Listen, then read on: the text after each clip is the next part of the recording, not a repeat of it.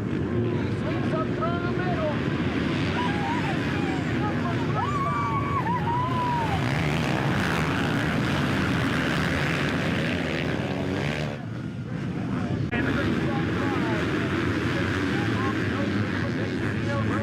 Gavin Simon, Christopher Benson. It's going to be the 2-1-3 or the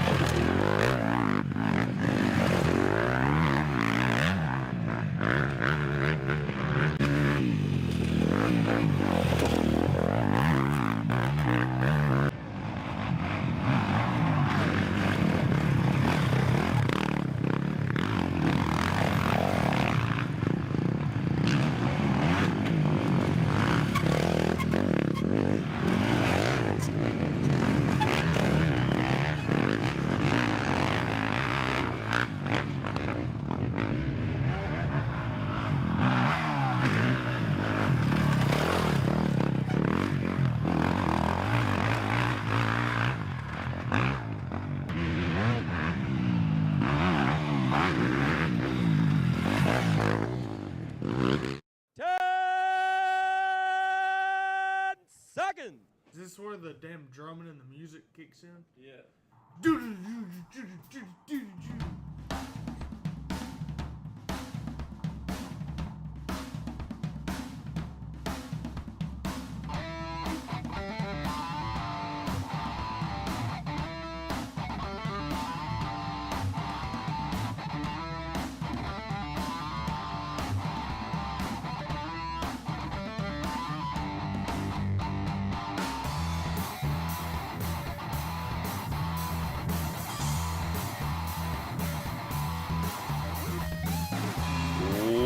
What is going on, everybody? Hello and welcome to On the Pipe podcast. Today is Tuesday, April the 21st, 2026, years after zero. You are joining us just in time for this week's episode of OTP Tuesday. I'm your host, as always, Tyler Shepardson. We're joined alongside Big Rig Craig and Big Tom. What's up, boys? What up? Yo. Oh, man, is this camera not going to focus again today? Oh, no. Are we blurred out? Looks like it. We're on a loose program. But we started on time. Looks all right. Yeah, we got the show running at 7 o'clock. Thank you, everyone in the YouTube for being here. Appreciate you being here with us. We got a lot to talk about this weekend, including the fact that Yamaha is the presenting sponsor of OTP. We got a Yamaha up here on the desk. I'm usually wearing a Yamaha shirt. This past weekend, I was on a Yamaha riding around, filming some races. And I tell you what, it just revs the heck out of my little heart. And, yeah, got some cool things coming up in the works with Yamaha. Hopefully we'll be picking up a bike here soon, do some testing, do some videos and stuff on that. Also, they got a WR125. It's street legal. I think we might get our hands on one of those. Do a little bit of testing, do a little bit of videos. Some cool stuff coming down the pipeline. But big thanks to Yamaha for all of their support. And almost coming away with an overall win this past weekend. Liam Draper took it down to the wire. Jordan Ashburn got his first win. Quite some time. So we'll talk about all of that coming up. The Dukes GNCC, like I said, obviously a lot of storylines coming out of there. A lot of comments about the track, a lot of comments about the conditions. You can't control Mother Nature, but I don't know. Yeah, we'll get into all that. There was a Moab hard enduro out west, which looked similar to the GNCC in Kentucky. So we'll talk about that, go over some of those results. Obviously, want to start things off, big T's and P's to our buddy Cody Barnes. Cody Barnes was on the program just a few weeks ago, a month ago, not long ago, chatting with us about his first year back on that beta machine. If you were watching the live broadcast, if you were at the race in person, you saw Cody Barnes go down hard on the first lap. Ended up getting transported out of there. Haven't gotten an update on the conditions or injuries. Shot him a text, let him know we're thinking about him. But yeah, so just keep Cody Barnes in your T's and P's. What? Keep going, sorry. Yeah. So Cody, thinking of you. bummer to see stuff like that, especially when it's going on, when it's happening in real time, and you know something's going on, and you don't really know the status of it. It's a scary time every time in the sport. So yeah, that happened on the first lap. Josh Toth stopped and stayed with him, did a little bit of blocking and helped until the medical crews were able to get there. And then also, I forgot that we haven't done a show since it, but Big Tom just reminded me. Our good buddy and favorite dinosaur, T-Rex, Nick DeFeo, obviously big T's and P's out to him last Wednesday. So the day after the show, he was practicing riding out in Tennessee, just going through a section, got kind of bucked weird into a tree, ended up breaking his femur and his pelvis. Had a couple surgeries already. I think he's got another surgery tomorrow. Last I heard from his mom. So obviously, Nick DeFeo, good buddy, part of the Rocky Mountain Red Bear Kawasaki team. So around Nick quite a bit, around his parents quite a bit, and just an absolute bummer. I mean, you're talking about the defending Pro 2 champion. He was right there in the mix of the XC2 points. He started out 2-0 at the National Enduros this year, just came off of a podium. Very promising year looking down the pipeline for Nick DeFeo. So took a big hit there to the XC2 class in general. And the competition of it. But yeah, T's and P's out to our good buddy Nick DeFeo, and the surgeries on the horizon. Hope that both of these guys make full and speedy recoveries. Emphasis on full recoveries. So yeah, just wanted to start things out with that. But we got a superstar in the room with us. Craig did a little bit of racing this weekend. Had some good results, man. Where were you at? What'd you do? How'd you do it? What was it, North Carolina at Grover? Steve McSwain's kind of the one that every year he does. He goes over there, cuts trail, puts it on right outside Shelby. So not too bad of a day. A little crusty. I ain't had butterflies in a long time, but I didn't know if I could hold on for 2 hours. And about halfway through, I thought, it's not too bad, you know. So it's pretty good. Ended up fourth in AA, and I wish I could have done a little bit better. But I wish I could put my start up on here right now because it's not good. It was dead last. I think I had it to where the thing was primed up and ready, and then I'm pretty sure I flamed it out, hit the button, and it took about 30 seconds to take off. So bad start and a little fat, so still good day. Good time. That track down there is fun too, in the bottom sections, and it didn't look like it was too dusty. We'll say so. Same thing with Kentucky, and like you always appreciate, you know, being able to race. You can't do anything about Mother Nature, which is what I think we've seen in Kentucky. But like this weekend, the bottoms at Grover are kind of like a river bottom. And, like the back, the kudzu or the clear cut, whatever you want to call it, it was pretty dusty. Like you couldn't do nothing about that. But the bottoms in that place are chocolate cake. Pretty solid. They're sick. Even whenever it gets, super dry in the summertime, they have a race there. It's pretty good. Sweet. Did you see Tebow down there? Yeah. Did he race? Yeah, on a blacked out Honda with nothing on it, and then very dark canvas gear. You'd almost have to squint to see his. The Intimidator. Oh yeah, he was incognito. The man in black. He's been doing all of those North Carolinas. Yeah, dude. Look at this. Pretty. This is this the start? Start. Can you airdrop it to the computer and then put it up? It ain't that important, but it's just very last. Oh. Everyone's out of the second, third corner. Oh, that's bad. Yeah, it's not good. So, shout out to my Yamaha for not sucking any dust and running good the entire time. Shout out. Well, what are you doing? I can't see shit. You can't see fucking shit out of this thing. Do you have a Fig Newton sticker on there? No. But, yeah, you have to wait 40 seconds to let everybody get off the motocross track before you can get into the woods and see anything.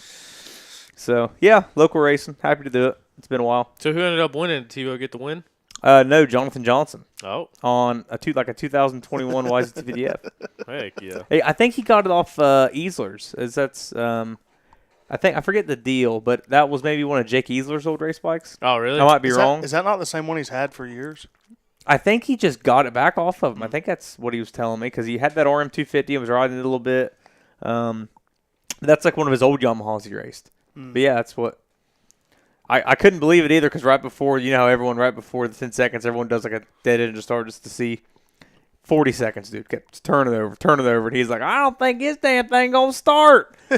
And he freaking fired right up when they dropped the flag, so it worked out great. But, yeah, he had a big lead. Like, Thanks. gone.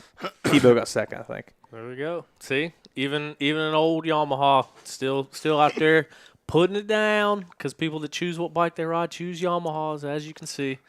But no, so a cool weekend of racing all across the country from what it sounds like.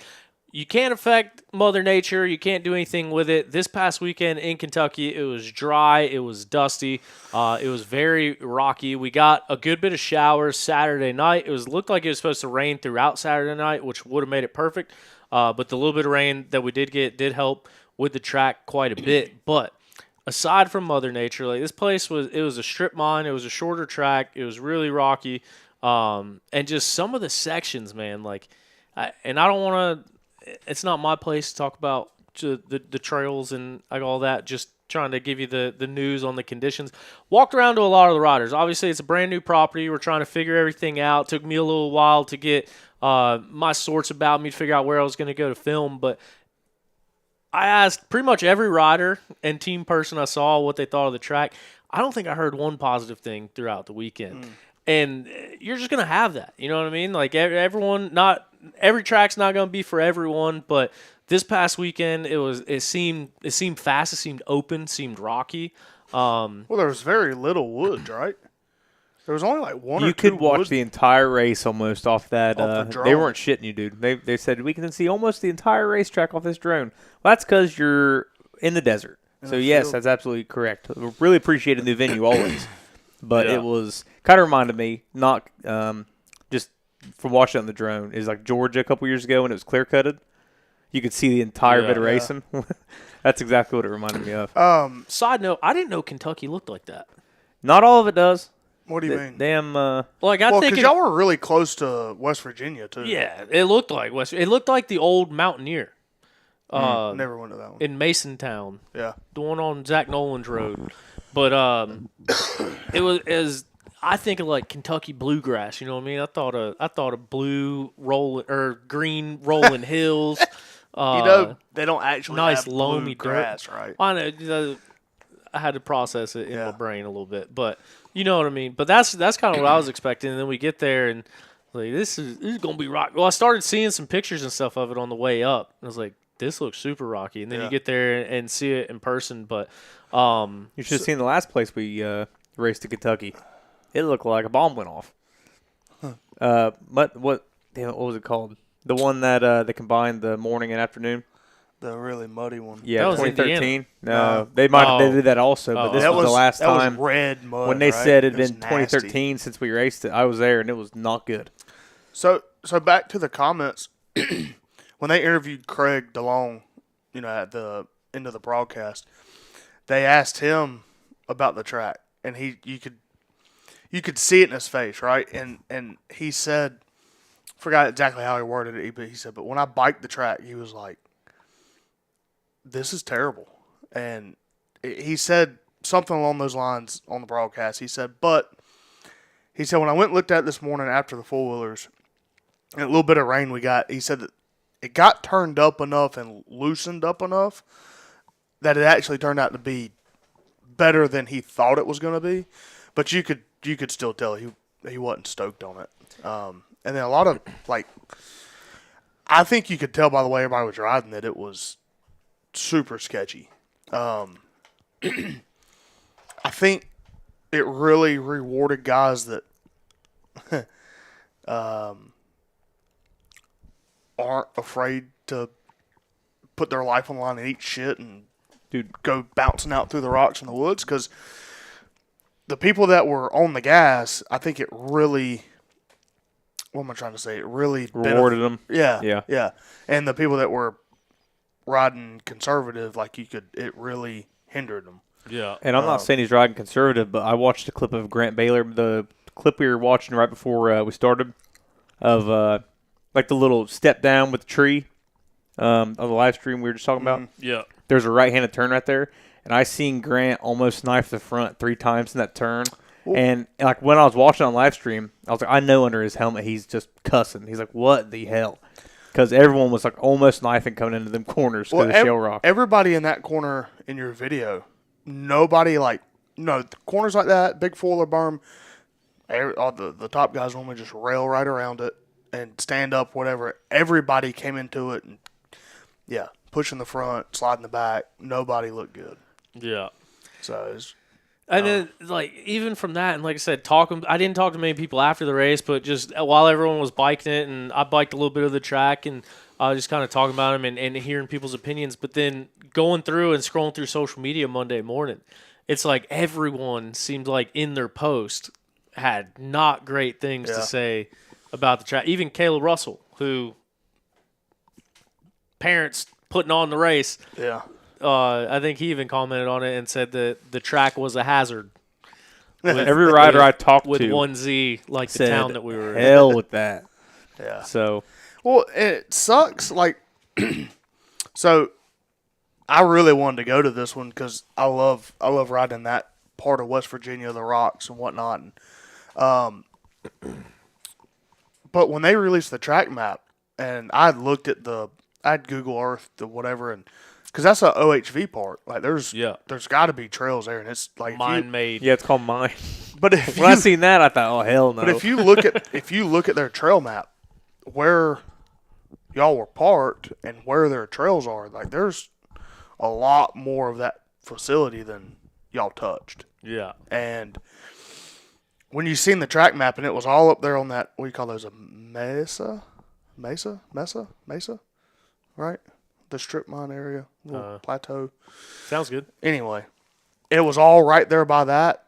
I just knew it was going to be in the bushes and whatever. It just watching it kind of remind me of the Missouri National Enduro last year, where Toth did his leg, because that is also at like a mine. Yeah, but yeah, and I mean, it's same thing. I'm not doing this to bash the race or to appreciate do a new venue always. Yeah, definitely appreciate MindMade for having us and Appalachia Off Road for helping things along the way as well. But it's the news that is what the sentiment was when you talk to people after the race. It's just kind of the dangerous, fast, rocky terrain, and especially in the dust where you don't see stuff coming. But yeah, I mean, there's a lot of property there and a lot of woods that are surrounded, but it seems like a lot of stuff kind of cut in between, maybe jumped into some patches, and like you said, you can see most of it on the drone.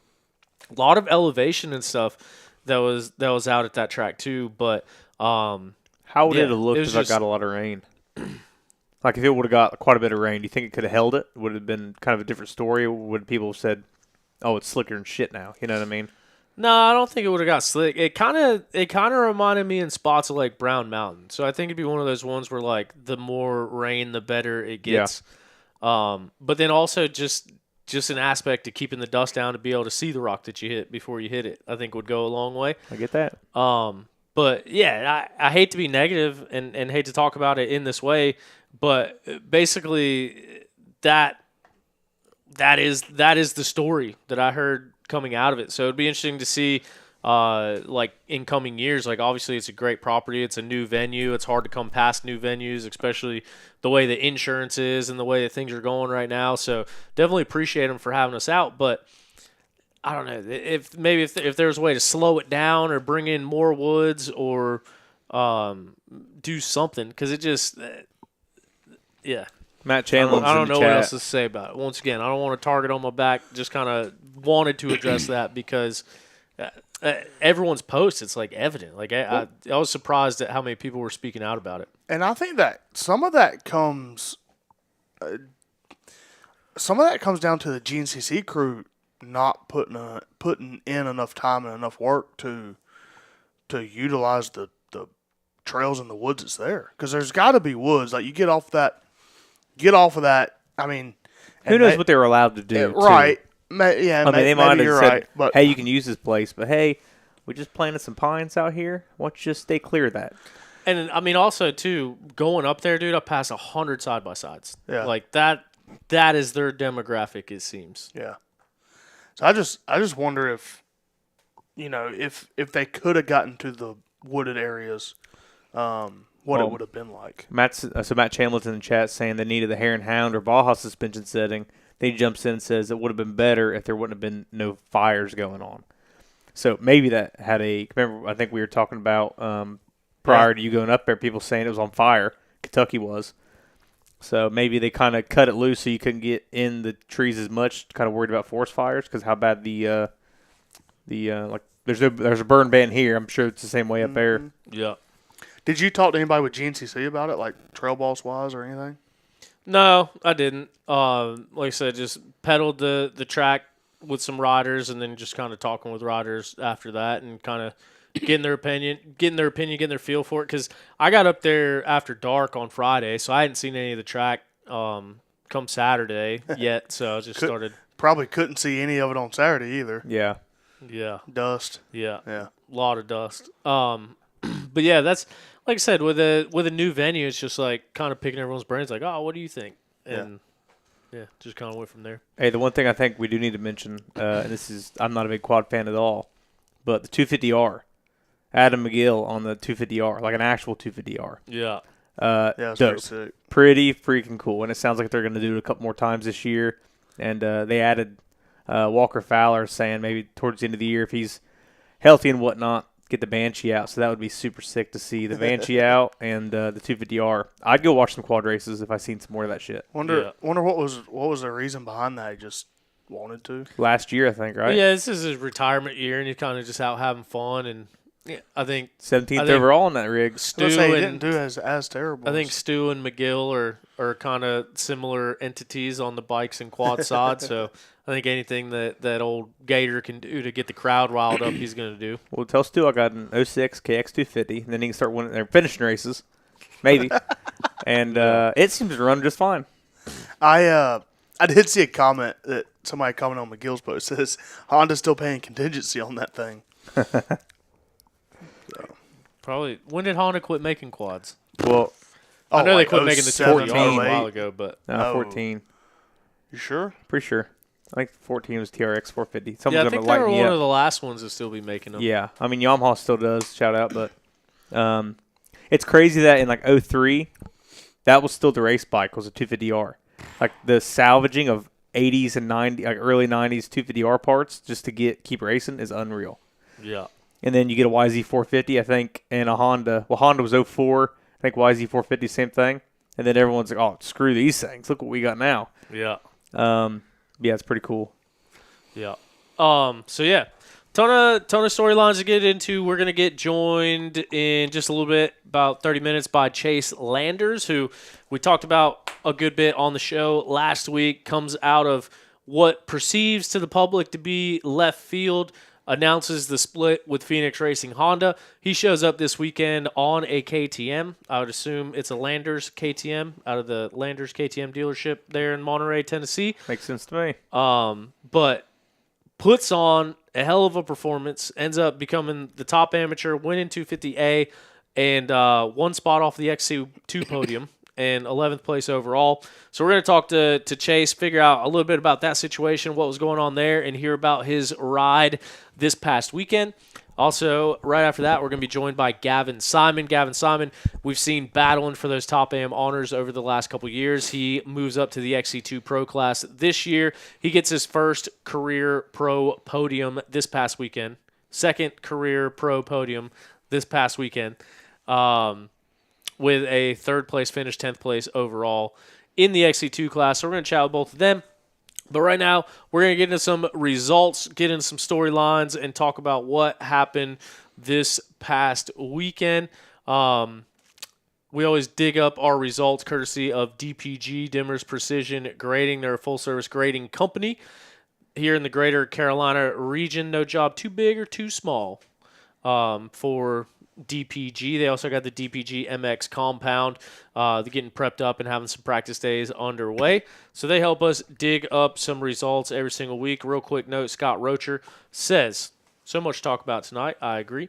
He also says, if I'm not wrong, Landers KTM is closed permanently. I cannot confirm or deny that. I didn't know that. But they were like one of the top KTM dealers. Were they really? Yeah. So, I don't know. The grand opening was last year, and it was sick. That was last year? I thought it was 2 years ago. I think it was last year. I don't know. It was the first year of that Tennessee race. Was that last year or No, 2 years it ago? was 2 or 3 years ago. Oh, I stopped Was it in 2 there years ago? last year on the way somewhere. I just happened to go on that exit and try to get some food. And I passed Landers KTM, and I was like, holy shit, look at me. And, yeah, it was cool. Small little hole-in-the-wall shop, and it was super nice, clean inside. Got me some parts. Me and Scotty Barrett were heading to Enduro, I believe. Scott Rocher is 100% sure that Landers KTM is closed permanently. I guess we'll ask him here a little bit because they're doing Leftover. they're raffling off a Stasic to help Nick DeFeo. Maybe it's just leftover Maybe that's inventory. just maybe that's just Chris. I don't know. We'll talk about it. Chris is running for mayor, so maybe he had to scale back a little bit Hell yeah. on his other obligations. They were still making posts in February this year. I don't know. Breaking news. Good news that we'll find out in about 27 minutes. We'll ask Chase, or I might get a text before he gets on to clarify that. Either way, let's talk about some race results over this past weekend. As we mentioned, Jordan Ashburn gets the win. I meant to look up Jordan Ashburn's last win. I forgot to look it up. I think it's been a little bit. Didn't he have one last year? Or no? I thought he had one last year. Problem solving in real time right now. He did not have one last year. He got a second, 2 seconds, 3 seconds. He had a couple XC1 wins last year. Yeah. But No not overall. overall wins. Yeah, because he won. He won round 11 the Mountaineer. and 12 in 2024. But he won the Mountaineer and XC1, and then Grant had won the overall last year. Yeah. So got to be a monkey off his back. Like I mentioned, a couple XC1, I think maybe 2 or 3 XC1 wins last year. And not getting the overall win. I don't know what that does for a bonus structure, but either way, got to feel a little bit better to go out there and get the overall win, especially now that the world is kind of righting itself once again. Our top XC2 rider, 7th place overall. So XC1 in firm control of the standings here this year, just like the way it was intended to be.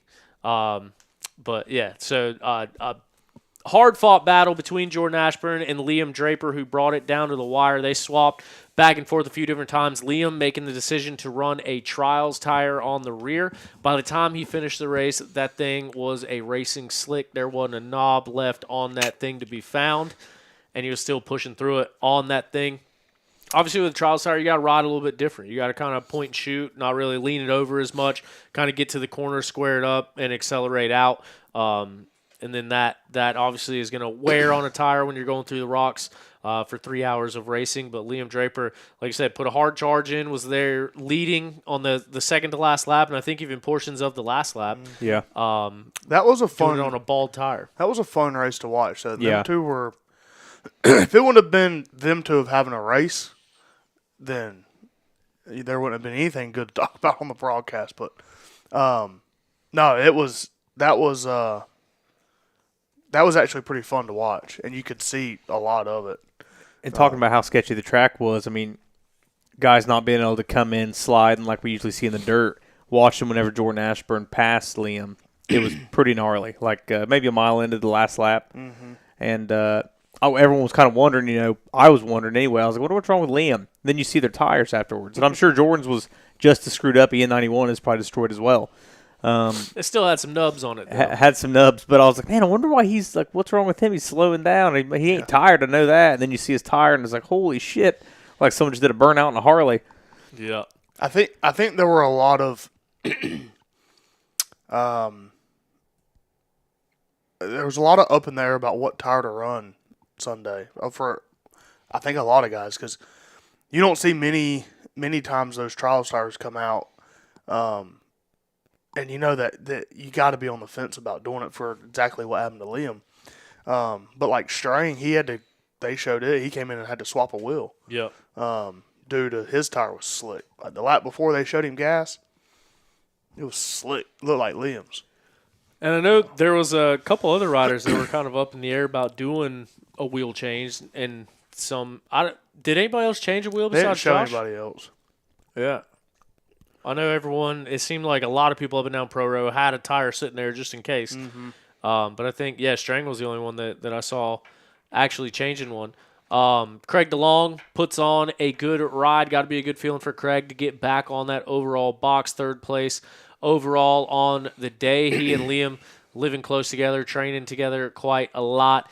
Craig rode a really good race yesterday. Caleb Russell made his return back to GNCC racing. I think he's missed 3 races now with a hurt knee, so cool to see him back out there and on the track. 4th place finish on the day for Caleb Russell. Mike Witkowski would end up in the number 5 spot. Caleb and Mike going back and forth, battling all day long. It seemed like Ben Kelly still holding on to that points leader, doing what he needs to do to get it done, puts it in 6th place. He spent some time out in front, and even his Instagram post that he put out today just kind of said that he just started losing time and going backwards.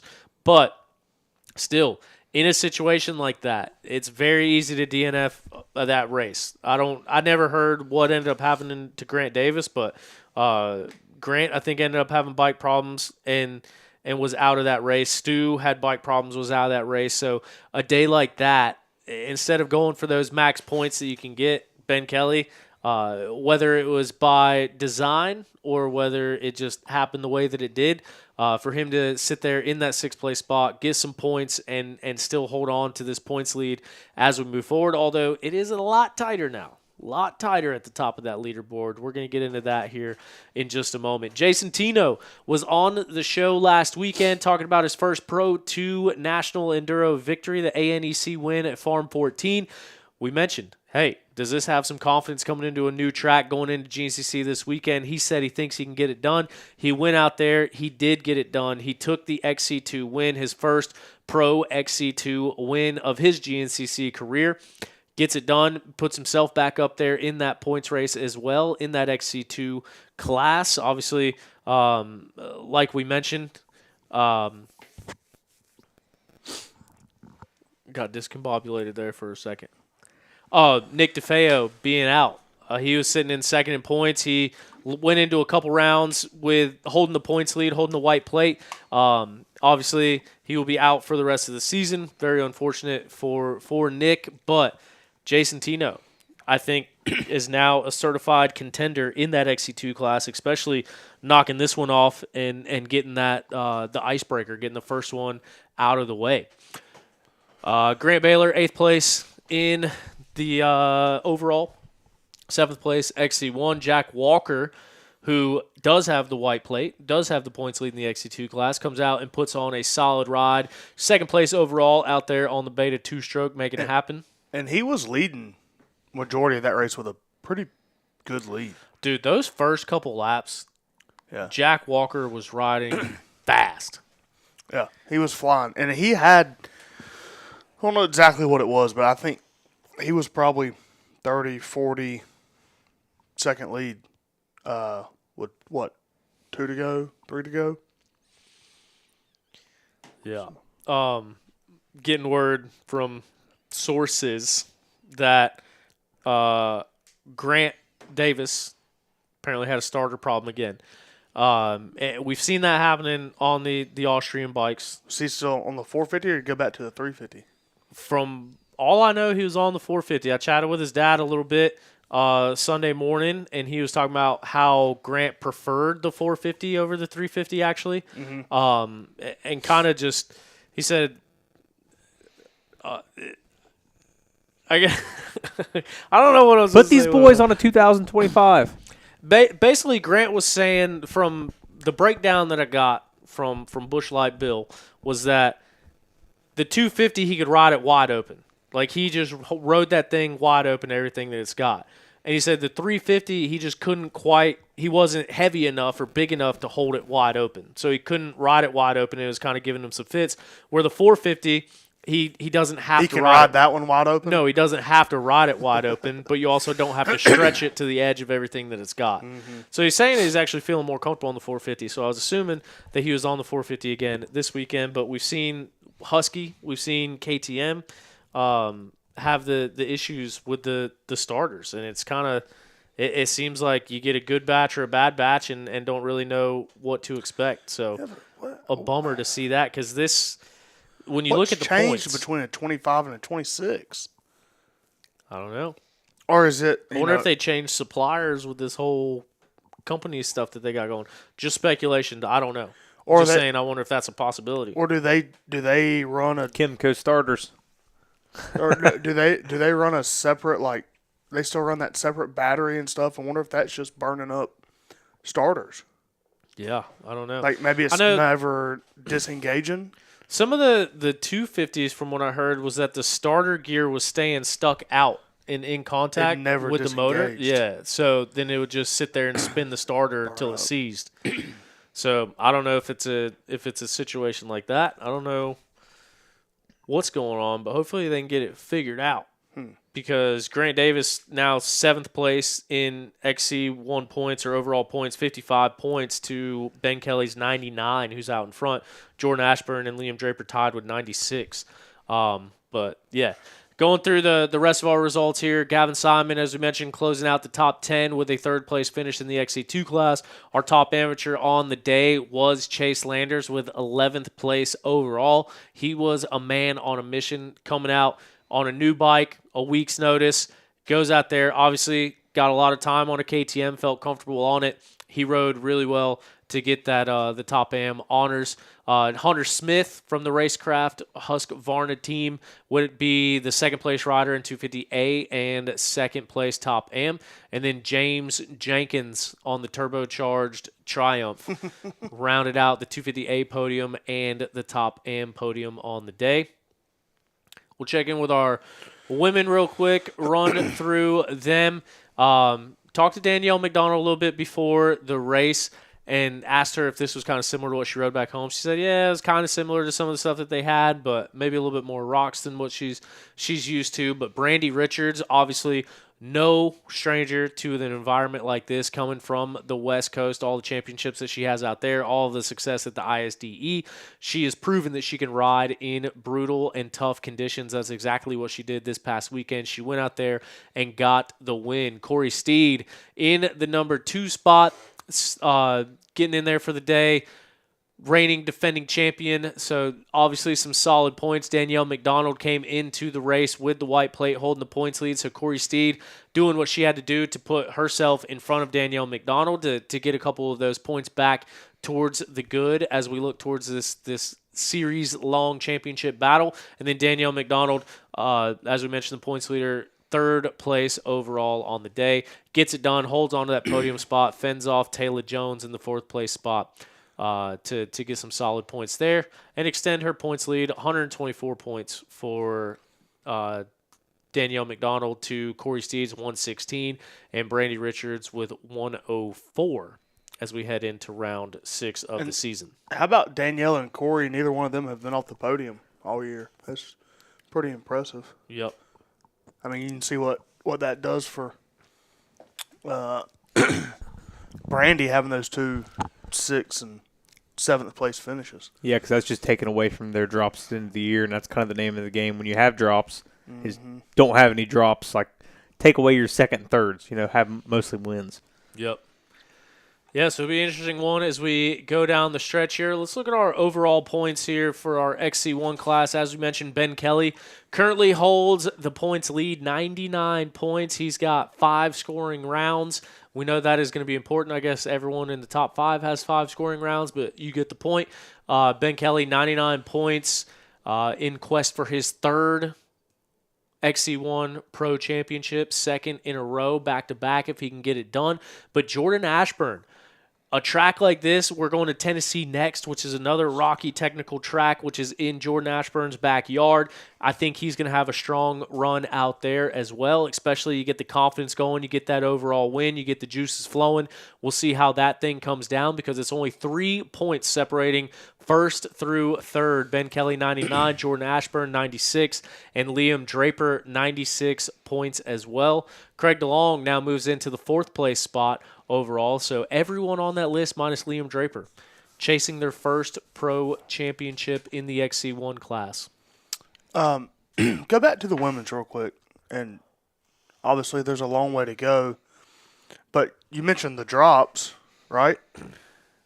Technically, if I'm looking at this right, Danielle McDonald and Brandy are tied for first, and Corey would actually be third in points. Am I looking at that right? Because Brandy will drop a 6 and a 7. She's going to count 2 wins in a second. Danielle drops 2/3. She counts 2 wins in a second. And then Corey's dropping 2/3, and she's counting a win in 2 seconds. Yeah.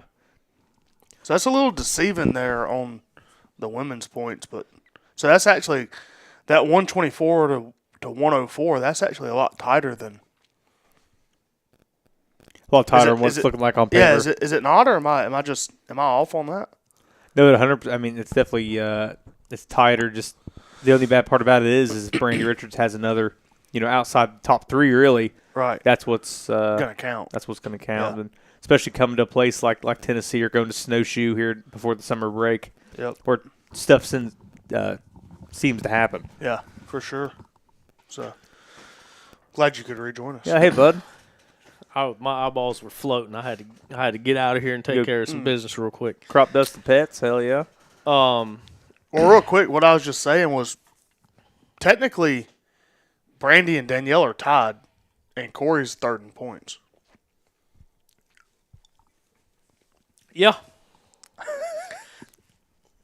I'm not a fan of WXC having drops. I like. I just got to say it. I kind of like. I think what Corey said it on the show she last did. week. I Yeah. kind of like that, but yeah, looking at this, like that 124 to 104 is a lot tighter than it is. Yeah. You're counting dropping the 6-7, dropping the 3-3, dropping the 3-3 Yeah, for all of them? yeah. So Danielle's counting 2 wins in a second. Corey's counting a win in 2 seconds, and Brandy's counting 2 wins in a second. So obviously there's a long way to go, but yeah, it is easy to see that right now because Yeah. It's going to come down to the wire, but yeah, I mean, going back to our overall points for our XC1 class 2, it's such a parody of what is going to end up happening, especially when things like this, like you look at Stu, who always in the past has done well at new venues. It seems like when we go to a new venue, Stu wins it in the first year or two of it happening, or both years, and he kind of looked poised and ready. He got there early this week. He stayed out there, or he stayed out that way. I think he headed to Kentucky directly from Mississippi after the National Enduro. He said he put 30 hours on his bike over the course of this week, testing tires, testing the bike, testing everything throughout the week. He got to the track on Thursday. That some bitch ought to be tired. Get prepped, get ready Holy to shit. go. And then, only had to ride a lap. So yeah, gets off to a decent start, which doesn't always happen, and then comes through for the first lap in the number 2 spot. So I think the first time I saw him, he was like 5th or 6th or something like that. And then the next time I saw him, he was right on the back of Ashburn. I was like, here we go. It's about to be a day. It's about to be a battle between these guys throughout the rest of the day. And then I go to that spot with the tree and the jump at the 3-mile marker and no Stu. Found out later that he was going through Pro Row. Something happened. it just stopped. Goes back. Yeah. It Bike just stopped somehow at the pits, or like near the auxiliary pits, I guess. Yeah, as they was coming through to turn left down their side of Pro Row, he just came around that corner. It looked like he pop stalled it. Went to go start it again, and nothing. And then it looks like they tried to bump it. Looks like it ran far enough to get to his pit. That's crazy. And you think about it, too. Like, obviously, Stu has the quest for the GNCC title. He's been one of the winningest riders over the past 6, 7, 8 years, whatever it is. But that GNCC title has eluded him because of big rounds, big drops, big throwaways throughout the season. Some of them his fault, some of them not his fault, and his fault used loosely based on accidents or riding incidents, injuries, any of that sort of thing. But Prep, shock bolts. and then that's the Lack other of part lo- that's out of respectfully. control. lack of Loctite. Yeah. Respectfully. Shock bolts, bike issues. And it's- Honestly, just the most random shit has seemed to happen. Especially, we talk about the year that he won. Did he win Sumter the year he cut his back open? Was he second behind Grant? something like that. and you look at the year Craig DeLong wins, not to take anything away from good friend Craig, but like that year was Stu's. And then, the shock bolt incident, just this, that, and the other, just kind of some random shit. And I think everyone and the brothers like, golly, like hopefully this year everything get their ducks in a row. And then, we're looking at for top 20 overall points, 4th for round 1, nothing for Florida, wins Talladega, and then just 2 rounds of bad luck. And it's just, I know the guys over there at Kawasaki, and I know they work their asses off. I know Stu does. So you kind of sit here and think, well, what is it? Has it always been a brand thing? But this year, it just kind of seems, especially seeing some of the other guys on the team, the bike sucks. That bike sucks. And, I'm an open A rider, and I'm never going to be anything, but I don't want to go buy a Kawasaki when I see these bikes breaking like this. That sucks.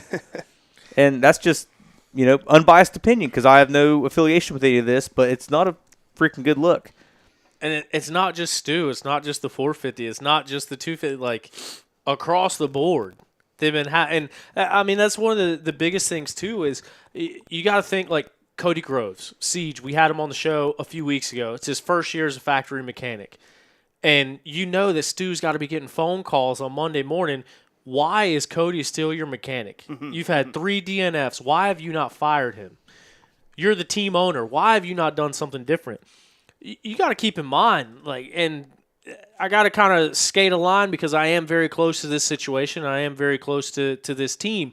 But just as a general rule of thumb, like a hole in the industry, is these factory motors, like when they're running factory motors, you're pretty much instructed to not touch them.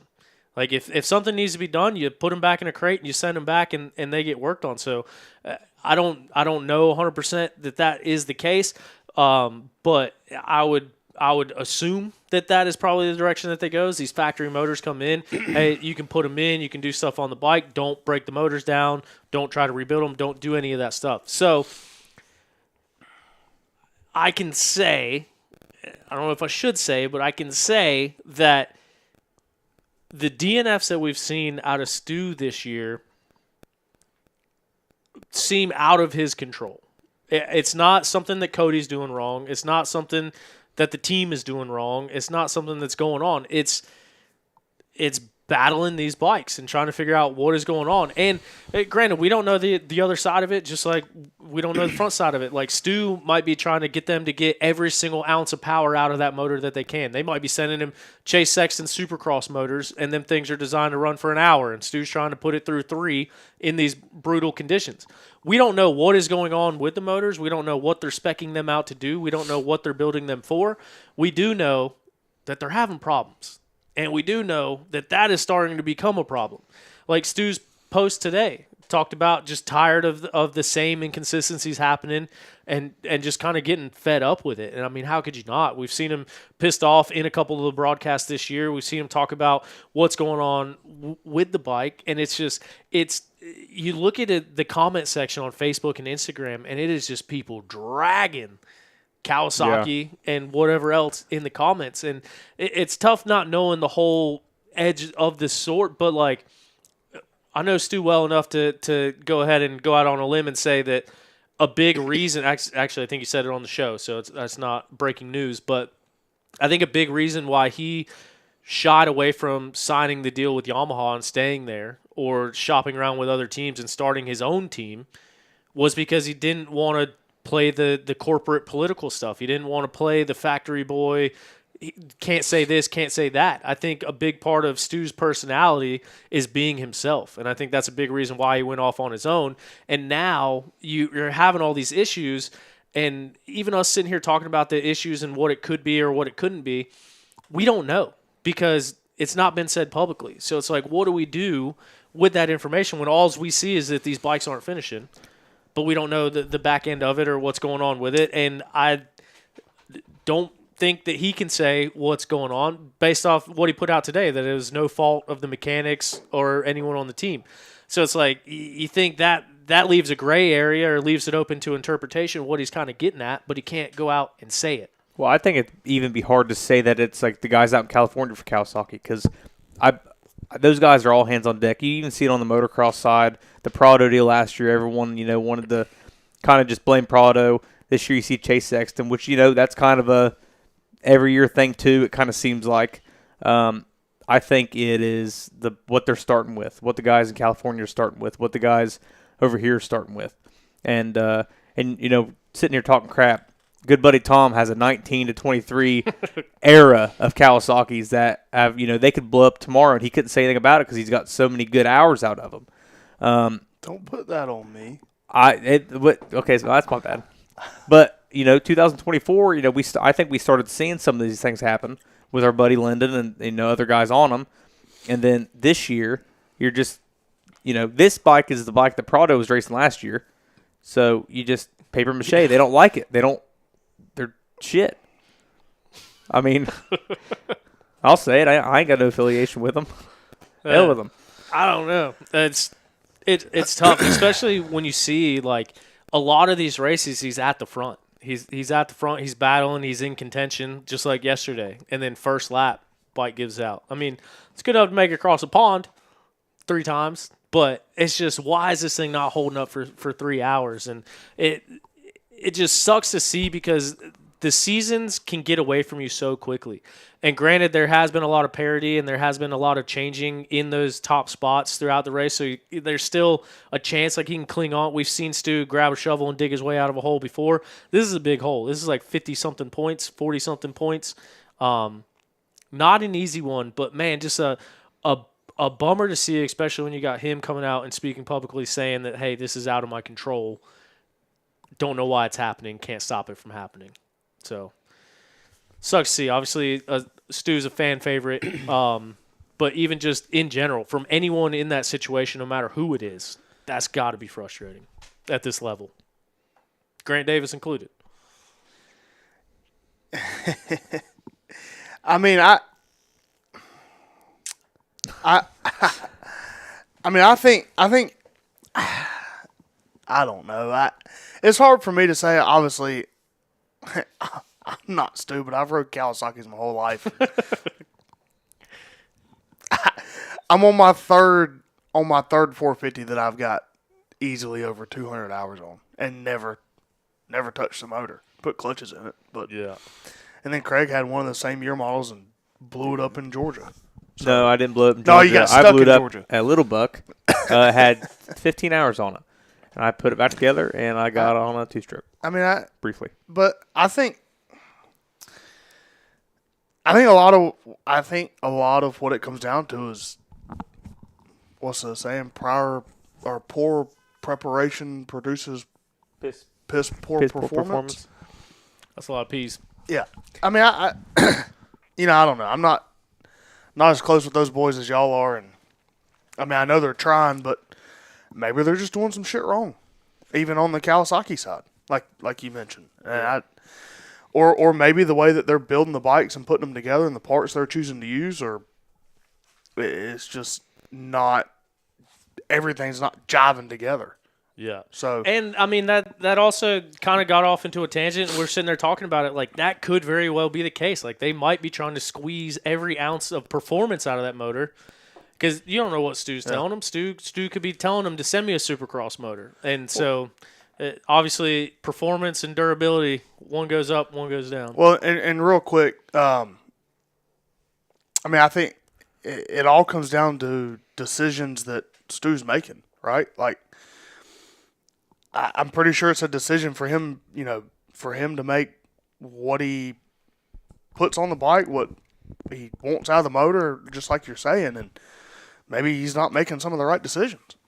I don't know. Tough to say. But we don't want to keep our guests waiting any longer. We can get more into these discussions here as we go throughout the evening, but obviously had to be addressed, just like another thing that has to be addressed. The top amateur on the weekend coming in 11th place overall, one spot off of an XC2 podium after the week that we talked about last week. Obviously switching teams or leaving a team, doing his own thing. Comes out, puts on a statement ride, and takes the 250A win. Chase Landers joins us tonight. Chase, what's going on, man? Not much, guys. How's it going? Oh, pretty good. Look man. at that freaking chain, dude. Why don't you chill out? You're going to hurt our feelings a little bit. Tuck that thing in a little bit. Oh, yeah, put it away. Here you go. No, let that thing out loud and proud, man. But no, we talked about, obviously, a ton of emotions right there at the finish line. I knew you were coming. I knew you were right behind Grant Baylor. So kind of sitting there at the finish lines, like had to make sure to see you come through. And you came through revving. You came through. You put your bike down. You hugged your dad, and just a ton of emotions, man. Tell me about what all went into that this week and how good that felt. First of all, we'll start there with Sunday and getting that win. Yeah, man, I think kind of really goes underlooked on what even myself as a young athlete goes through, not let alone all the guys, these pro guys, but a lot of stress we put on ourselves and expectations we have. And I've had an expectation of what I showed this weekend all year long, and I haven't been there yet. And just the frustrations built all year long, and to come in and basically go to my dad and be like, I'm betting all in on myself and doing something not very many people do, and for it to pay off in that way and him see that as well, just like meant the world. Dude, I bet. And I mean, that's got to be a big part of it. Obviously, you started the season out Phoenix Honda. I think you had a couple seconds, if I'm not mistaken, throughout the year, but just eluding that top AM spot. And then to make the decision to leave that and, like you said, bet on yourself, go out there, get back on a bike that you're comfortable with, and go out there and ride it to a win. What was the thoughts that kind of led you to shy away from the team and kind of split ways and do your own thing? Like, was it anything specific that brought you to that point, or just not comfortable on the bike, or as much as or as little detail as you want to give on that? Yeah, for sure. No, honestly, the team, those guys are great. I mean, it works for, I mean, you've seen Gus win races, be on the podiums. You've seen Jordan Ashburn just win. The overall, Mike's riding great this year, and like all those guys are amazing. And I just kind of was at a point where I had put a lot of time and effort into the bike and wasn't where I felt like I should be, or where I felt like I was making progress to continue growing and, I mean, try and make this thing a career. And I was almost felt like I just flatlined, and was that way for weeks. And there was many nights leading up to that, even back past races, like just having conversations with certain people and like holding back tears just because I know what I was capable of and couldn't get there with how I was feeling, and kind of just took the fun out of it for me. And as you guys know, and anyone watching, like my dad had the Landers KTM team for a long time, and obviously I rode as a KTM amateur through KTM on that team, and then led to the Phoenix offer, and believe that was the best option for me at the time. And kind of feel like a lot of people have had their share of words to say with my actions, and had the support of KTM, had the support of Honda, and now none at all, and still got it done. So people are always going to have whatever they have to say, but just that is the cherry on top that feels even better. Yeah, absolutely. I bet, man. And I kind of joked about it last week on the show, because you guys had the Land Mills team, and then the Magna 1 team, and then the Gas team, and then the KTM 250 team, and all this stuff going on. So it's like, man, when was the last time that Chase wasn't racing out of a semi? But no, man, I can't get into your brain. I can't speak for you, but kind of talking with you a little bit and talking with your dad, I kind of want to ask, like, obviously factory team, which is what the Phoenix Honda team is, comes with a salary. Like, everyone's out there to make money, to get paid. And it sounds like you prioritize your own personal results and your own personal goals and aspirations over getting a paycheck. I mean, in a rough kind of way, is that what we're seeing here? Yeah, man. I mean, I've joked about it, but it's a serious thing. At 19 years old, you don't think about it, but it's pretty nice getting a paycheck in your mailbox every month. But I mean, I'm here and had to, like I said, just take a step back and figure out what I really wanted. Is it a paycheck in your mailbox through a salary, or is it results on a bike? And at the end of the day, right now in my where I'm at, the results were for sure what I wanted, and just to enjoy it again was like the biggest thing I could have asked for. Heck yeah. And so the results, if the results keep coming, you'll get more paychecks down the way. Maybe the next one will be on direct deposit, so you don't got to go to the mailbox again. But Craig had a question for you, Chase. Yep. Chase, after KR's win last year at John Penn, we kind of had him on, and he talked about going from a KTM, and, he'd been on one since, I think, 05, 06 minimum. He'd been on it for 20 years. The struggles going from WP components over to KYB for him, I think, were huge. He talked about all the testing they did with Factory Connection and all the efforts. Is that kind of one of the big things that changed it for you going over, trying to get your settings right with, is that Showa on Honda? What's on Honda? Yeah, Showa. From Showa, and is that kind of what easily made it to go right back to get, I'm sure you had your similar settings from your bikes last year, whatever. But is that kind of one of the biggest things, the suspension, that kind of changed it for you? I would say so. I think KTM itself has a really strong base of foundation between suspension, motor, clutch, and it just works for me. I mean, I'm sure Tyler could think back and seeing me at full gas Enduros when I was probably 11, 12, 13. I rode a Husky. So, I mean, my whole life, never ridden anything but an Austrian brand bike. And I did struggle at first with the Showa, and those guys kind of helped me. Obviously, I went through a few sets of suspension, and I think I definitely struggled to find comfort in that type of thing, which I feel like you hear a lot of guys, including Caleb, just word of mouth people talk, and he has struggled with that even more recently now. Like, if you grow up and you're comfy and, like Caleb, win, 8 championships on a certain thing, it's going to be really hard to want to change. And that was the same for me. Like, everything on my motorcycle on Sunday was the exact same that I raced it last year, not anything different. It's everything, like, sag, every setting in the suspension, every clicker was matched to last year. And it was just like, got on it, and the day I rode the bike, 6 seconds faster on a loop at my house, like that, just right away. And it was just crazy to be that comfy right away. Was there anything that the Honda did, like, me not knowing everything, but the rigidity of the aluminum frame going to one, was there anything that bike did that you liked, like the difference in aluminum frame to the steel?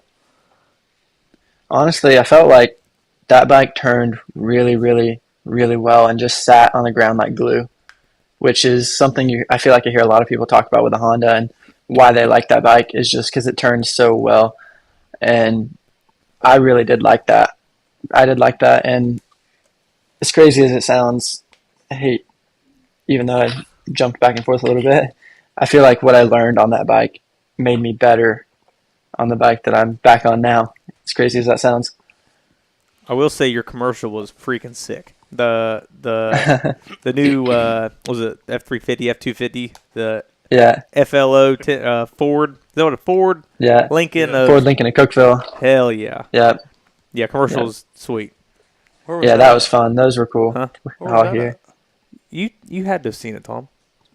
You didn't see it where he's doing the donuts and the power stroke in the field with a Honda in the back? No. Like, that's when he kind of... it was pretty cool. Oh, it was dope. Man, you mentioned sometimes you get bored. I reckon so. They'll do it some more. Yeah. You mentioned the full gas days. I was talking to your dad about that last year. It's like, that's the little Chase Landers I remember. I think you were on like an 85 or something at the time. Like, little short chubby Chase, and now you're damn bigger than I am and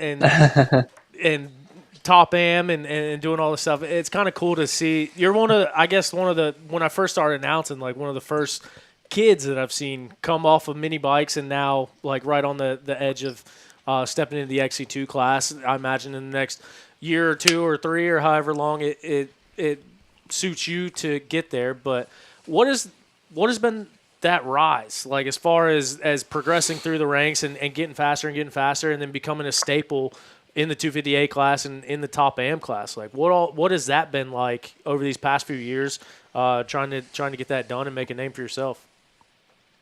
Yeah, it's been kind of crazy. You mentioned before the Land Mills XC team, the Magna team. So if you think back to all of those teams, there was one guy included, Jordan Ashburn, in almost all of those teams. And every year, and thinking back to then, yeah, and then Honda. Yeah, I mean, Jordan's 15 minutes away from my house. He's been a big part of helping me, whether like that's coming, we go and do a motos together, or whether we go ride on the mountain. Like, just through the years, he's kind of dragged me along through some things, and I want to say that's a big part of what I've learned, and maybe definitely my technical riding skill, like 100% comes from that area. And then again, like I've been working with Jacob Fetty for, I'm probably one of his longest athletes worked with, like 7 years I've been with Jacob. And I mean, thinking about it, I've got stuff I can just go back for years on end of days, whatever it is, just cycling, running, gym, riding, just all of it. And then just kind of trusted the process a little bit. And in 2023, or end of 2022, I raced A-Lights in 2022. Lane Whitmer won it that year, and I planned to race it in 2023. Had a bad crash and tore my ACL, had like a foot peg on my side, and missed the first half of that year and planned to come back the second half and ended up breaking my wrist. So I missed a whole year of racing and pretty much riding. And that kind of was just like a setback, but at the same time, it timed everything feeling, because I guess with racing, everything we do with rides, whether or classes or whatever, it's all timing. You have to be at the right place, have to be riding well at the right time to get an offer for a contract. And it lined up where I was able to win A-Lights in 2024 and then take that step to the 250A class. And I didn't really know what to expect there.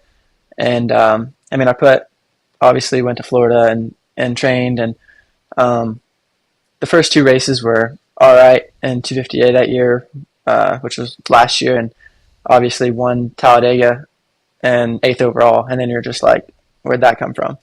And I guess that's that technical skill, but that just kind of gave me some confidence. And after that, I got like a 4th at Camp Coker, and for me, that was like a win. And then we came back to Old Gray, and I battled for the win all day.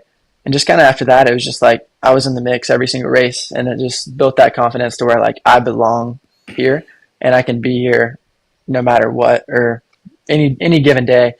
And just tried to keep that going. And then kind of coming into this year, I felt the same way and was just learning and trying to make the best of everything. I mean, you're on a new bike and a new team, a new environment, and completely new frame, completely new suspension, like we mentioned. And I just knew, like, do everything I could, and I did that and put time in, and just never got where I expected or felt like I was going to get. And I trusted through the process a little longer than I guess could have, but it always kind of worked itself out. Like, it's really, I feel like the A class now, 250A's had 5 different winners in 5 rounds, I believe. So, I mean, there's probably 7 guys in that class that could win on any given day.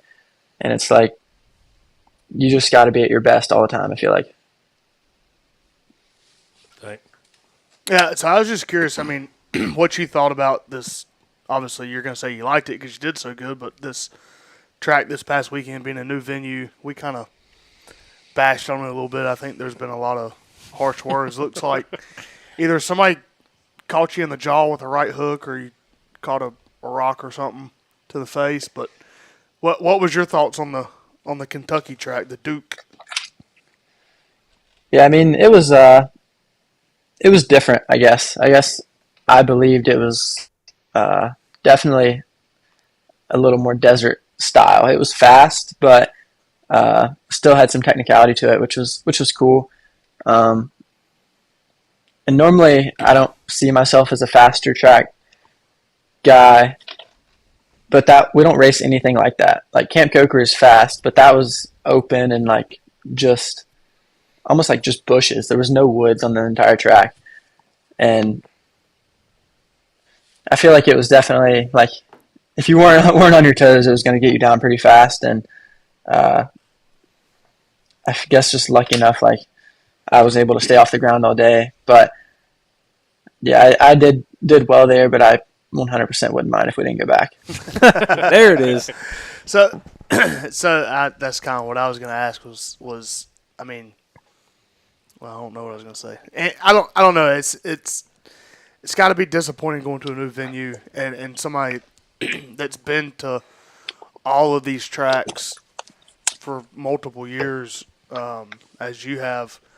I mean, do you think that's on the – and you guys own a track, right? Y'all, the Old Grays y'all's? Yeah. Yeah. So how much does the venue have to say about the layout, or is it all up to GNCC, or is there anything really there they could have done, you think, to make that one any better? I don't necessarily think they could have done anything different just for the sake of that area is just mountain range. And if you look or were to go anywhere there on your own time and just explore, like everything outside of where the parking and the race was is either straight up, straight down, or just like a flat razor road. And for them to go and make that, it would have been like just walking for days. So no way, and they would have had no access to get people in or out. And actually, unfortunately, the venue doesn't have a whole lot of say on the track or the owners or whatever. It'd be kind of cool if they did, because I would be out here cutting a hard enduro section for our race every year. But yeah, I think it would be cool if sometimes they changed it up and did add some harder things. But then again, there is some races where we do get that. Like Snowshoe last year, it was super cool. They added that gnarly rock garden, and then Penton's always super fun. Just a little technicality to split it up, especially at a race like this past weekend when my average speed was 23 miles an hour for 3 hours, which is pretty fast. I guess that would be close to Ironman, or maybe the second fastest on the circuit, compared with Coker being the fastest minus. Jeez.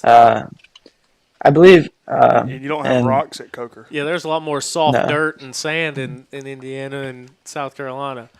Yeah. I believe the average speed, if you take out the single track section at Coker, the average speed is like 27 miles an hour. Jeez. Wow. Yeah, that's fast. But, yeah, I mean, you kind of alluded to it, and we talk about venues. Well, right outside that glass door you got going on out there, we're going to be heading there in a couple of weeks, loading everyone up and coming down to the Old Gray in Monterey, Tennessee. What's it like? And for those that don't know, correct me if I'm wrong, but I think you live in that house that's like in the parking lot on the property, right? Yeah, that's me. All right. So, yeah, so quite literally racing in your backyard. What's that been like the last couple of years to have a GNCC come not only to your hometown, but to your backyard? It's honestly like a blessing. Honestly, I can't even say it's a curse at all. Like I would say everyone that's raced the GNCC would be like, it'd be so sick if I could have one in my backyard at a track that I know.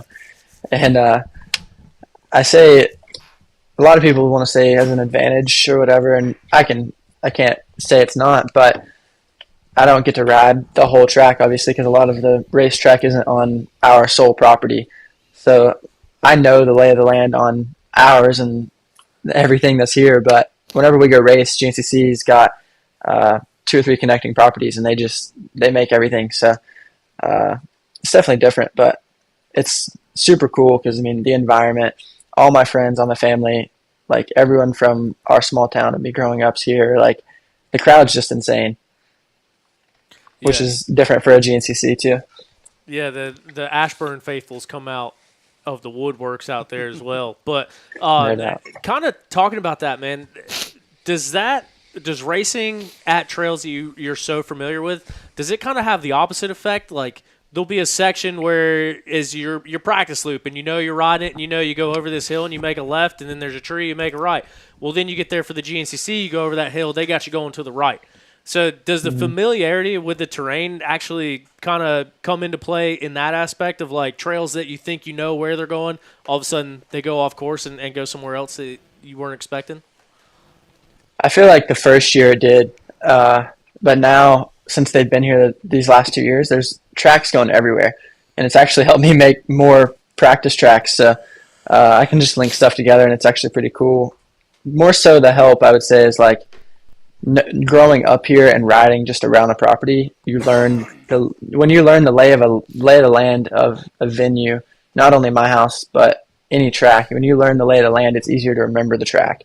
So whenever every single one of us go and look at the track, and if you're like on a certain area of the property, you're going to know that the track can only go a certain way, or you're just going to be able to remember that a lot easier. And I think that's the biggest beneficiary, is being able to remember all the track. Sweet.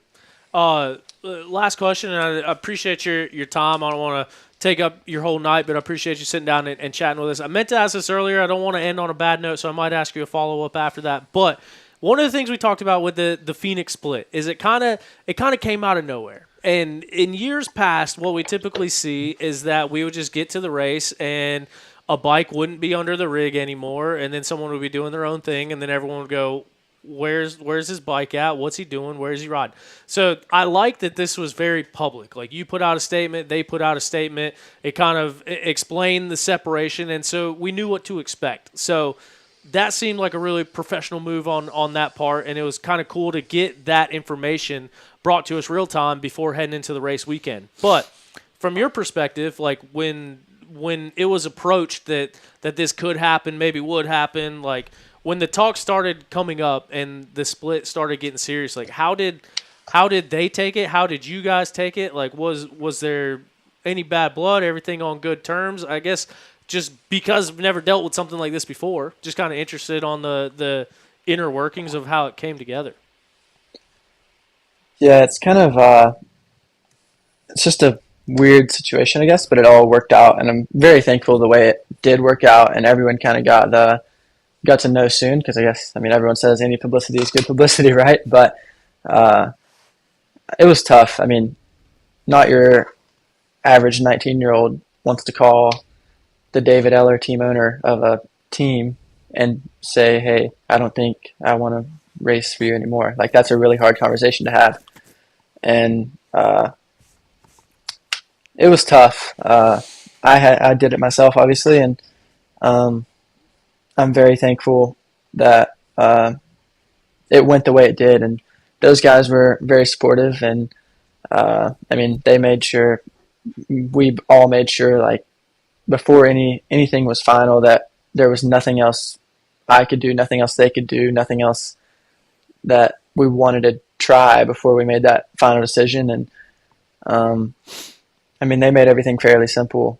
I want to say I made the call on a Wednesday, and they had their bikes back on Sunday. So it was like pretty fast and forward. And they were obviously, they weren't super pumped, but neither was I, because you don't want to be the guy who bails out on a team at all at my age. But like I said before, it was just kind of had to take the step back and just find the fun.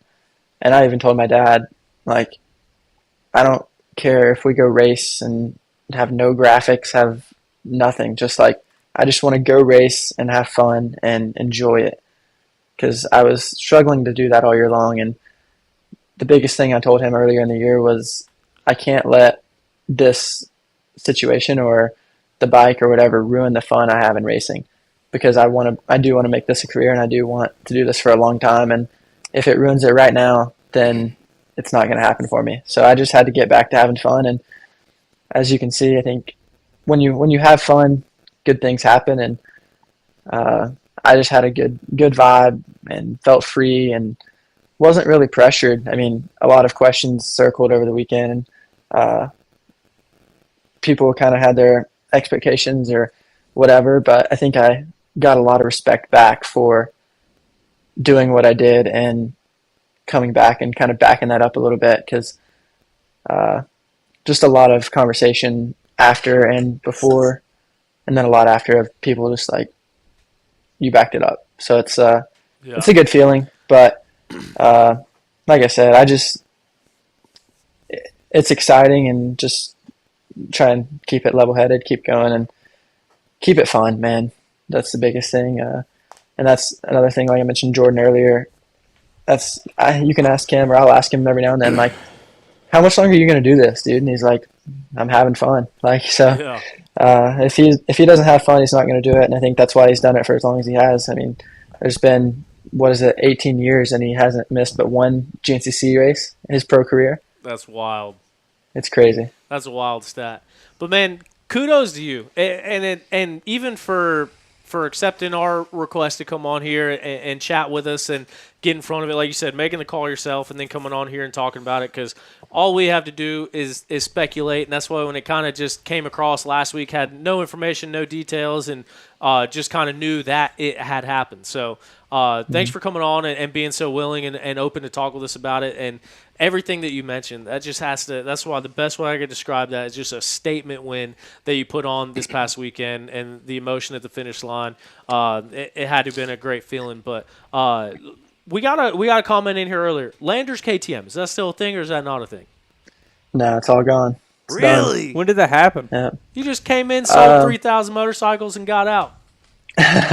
Yeah, I guess when I don't even know when the final day open would have been. I want to say February, maybe, or March, or something like that. But just kind of dealerships are tough, as in it's hard to make a margin off of a motorcycle selling it. So it's a lot of service, a lot of parts, a lot of apparel, a lot of your sales have to come from that side, and it was just a lot. And Imagine with if you're no trying to race sell team, cowies. God, he'd have been bankrupt. Sorry, that's been the theme of the show. But no, Scott Rocher said it on here, so I just wanted to confirm or see what was going on. Yeah. Such a cool building, such a cool place. Was at the welcome party. Yep. Usually stopping in on the way to the Old Gray, but yeah. No doubt. All right. Well, thanks again, Chase. Really appreciate it, and congratulations on your ride this past weekend, man. It was a cool one to watch. Yep. Thanks for having me on, guys. All right. Yes, We'll see you later on. Appreciate it. See it. Yep. See you. Bye. So that was Chase Landers, top amateur on the weekend, this past weekend, the winner of 250A.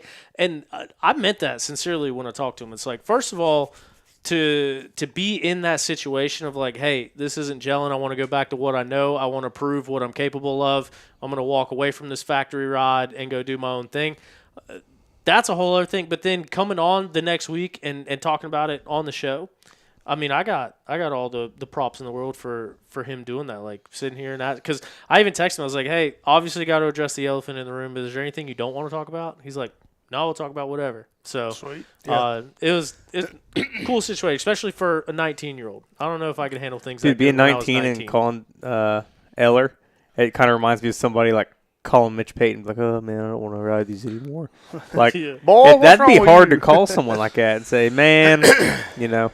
I think the first thing I'm going to ask Gavin is, how's your season going, and have you called Eller for a couple CRF 250s yet? Yeah. So, yeah, that'd be a hard decision to make, you know. But I don't know, man. Because when I talked to Cody Barnes, like he had nothing but glowing things to say about the Honda 250. Like he liked it, especially him being a little bit bigger and being on a 250. He was, like I said, he had nothing but positive things to say, and kind of talked about the workaround to get adjusted to the beta and get that thing performing how it was. But then, like, you look at Gus. Like, Gus should have been certified title contender. He's got one win, and then having some issues outside of that. I think Gus likes the bike. Yeah. I don't think he likes the issues he's had. But, you know, is that the bike, or is that, you know, other things that's happened? But I hope something like that doesn't limit him, too, because it shows that, you know, it doesn't show that he doesn't like Japanese bikes, but, you know, moving forward, it looks like he would prefer to be on two teams, a KTM team or a Husky team. So that's the only bad thing I see with it, publicity-wise, is, you know. Well, and that's kind of like Bollinger was for a long time. I mean, he tried to ride a KTM a couple different times and could never do it and get back on a Honda and rip.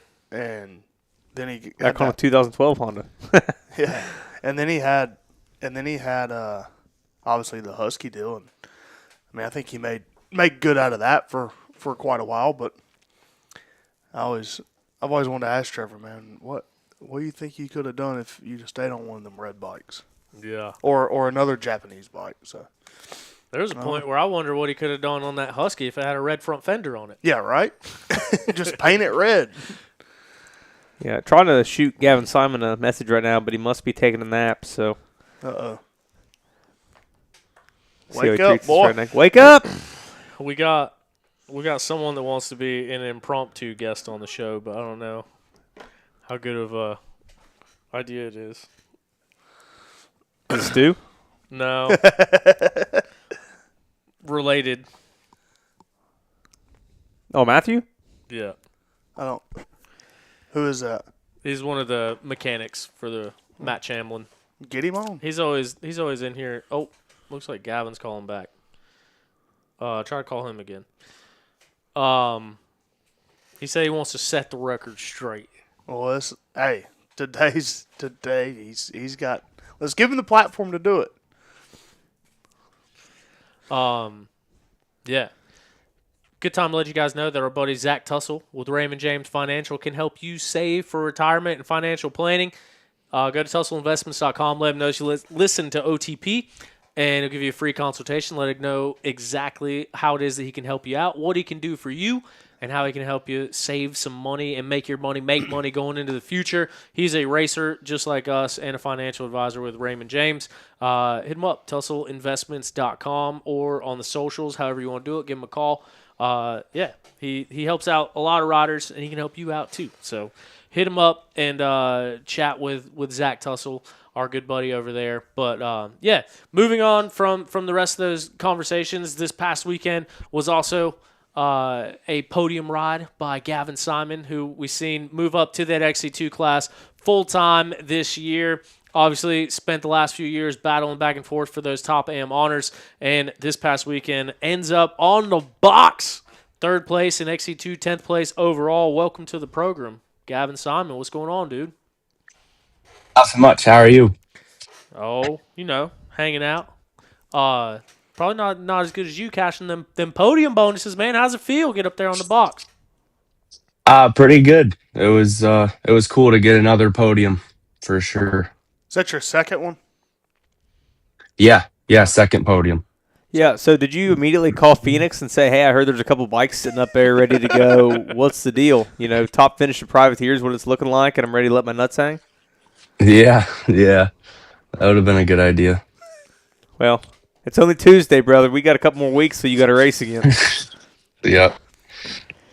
So, man, so what's it been like so far? Obviously, you come out round 3, you get your first appearance on the box. You were just off the box with a 4th right before that, and now you got your second podium in 5 rounds. Obviously, you and JoJo battled back and forth for those top AM spots. You obviously made a hell of a name for yourself there coming up into the XC2 class. What is your level of success, or I guess what is your measure of success on how this season's been so far? Are you right where you were thinking that you were going to be? You're doing a little bit better. How's the year been going so far?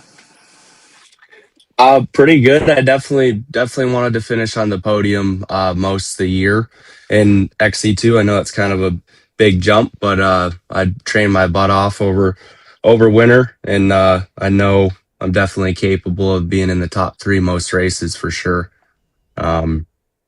My speed's always been there. I was just kind of working on riding a little more efficient over winter and a little smarter.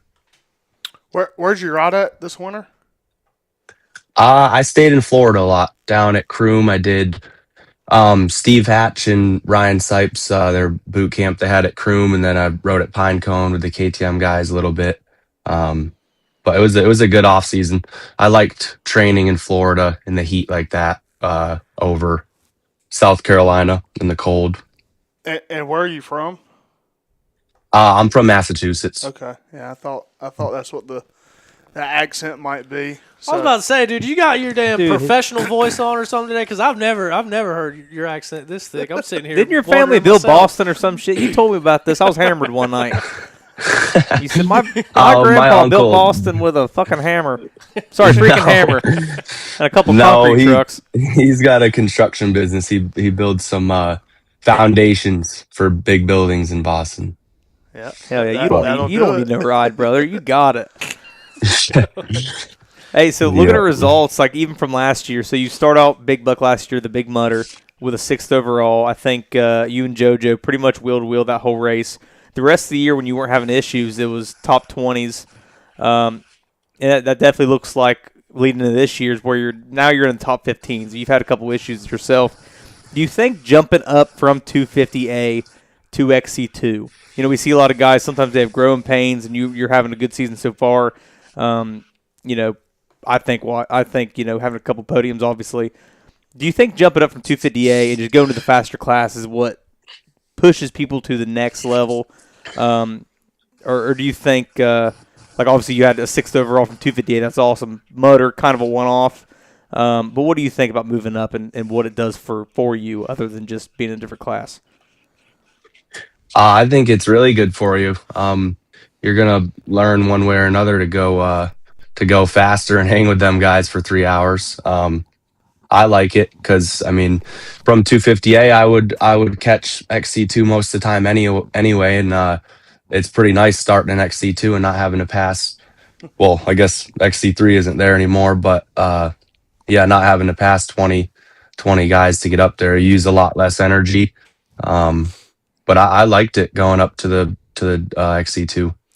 I mean, what's it been like in XC2 this year as well from a standpoint of how many people are there? Because we've always seen where it seems like for the past decade, XC1 is like 6 guys, and then XC2 is like 40. And then 250A is obviously a big class as well. This is like the most scarce XC2 field that we've seen. So it's like a core group of you guys are all up there in the mix and can win on any given day.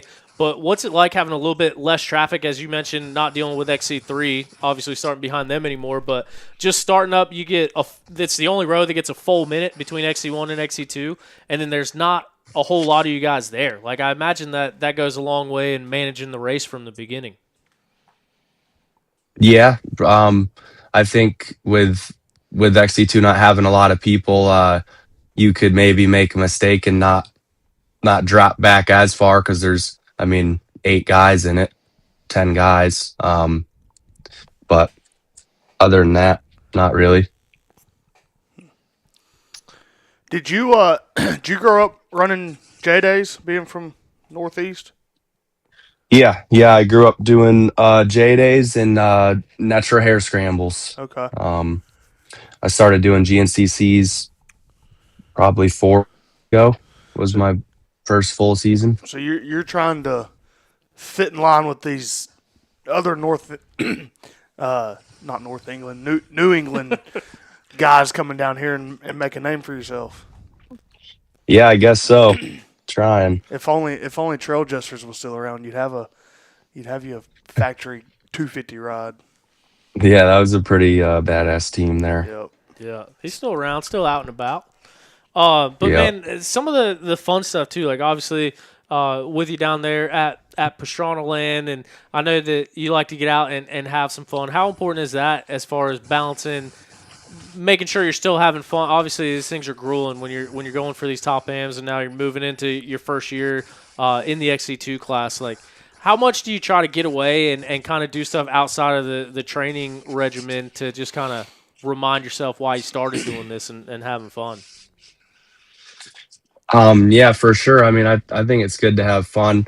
I definitely make sure I'm always getting the training done and working my butt off. My dad's always told me hard work will beat talent. Every Talent time. don't So work hard. yeah, so I've definitely always tried to work my butt off, but I like to hang out for sure. Dude, screw this. Tell us about the disco party and Luger out there doing the 69 in the middle of the damn dance floor. Tell us the good shit. I'm sick of this. I don't even know. We got When was that? loosen you up a little bit, man. We got to hear the good stories. When was that? I don't even know what you're talking about. Dude, I'll get an Alex Luger Snapchat every once in a while, and then every time you're shirtless, just cruising around, and I see damn strobe lights. It's a good thing I don't have seizure remedies because I didn't end up having a heart attack out there. Just tell us. Yeah, about it. anytime I'm around Luger, we get into something. That's for sure. Now, is he the one that's kind of helping you this year? Because obviously, privateer, doing your own thing, a little bit of Husky support, and I don't really exactly know the level of support you're getting. But who's helping you at these races? Like, who's traveling to these races with you? Yeah, like didn't you have Rockstar shrouds this weekend?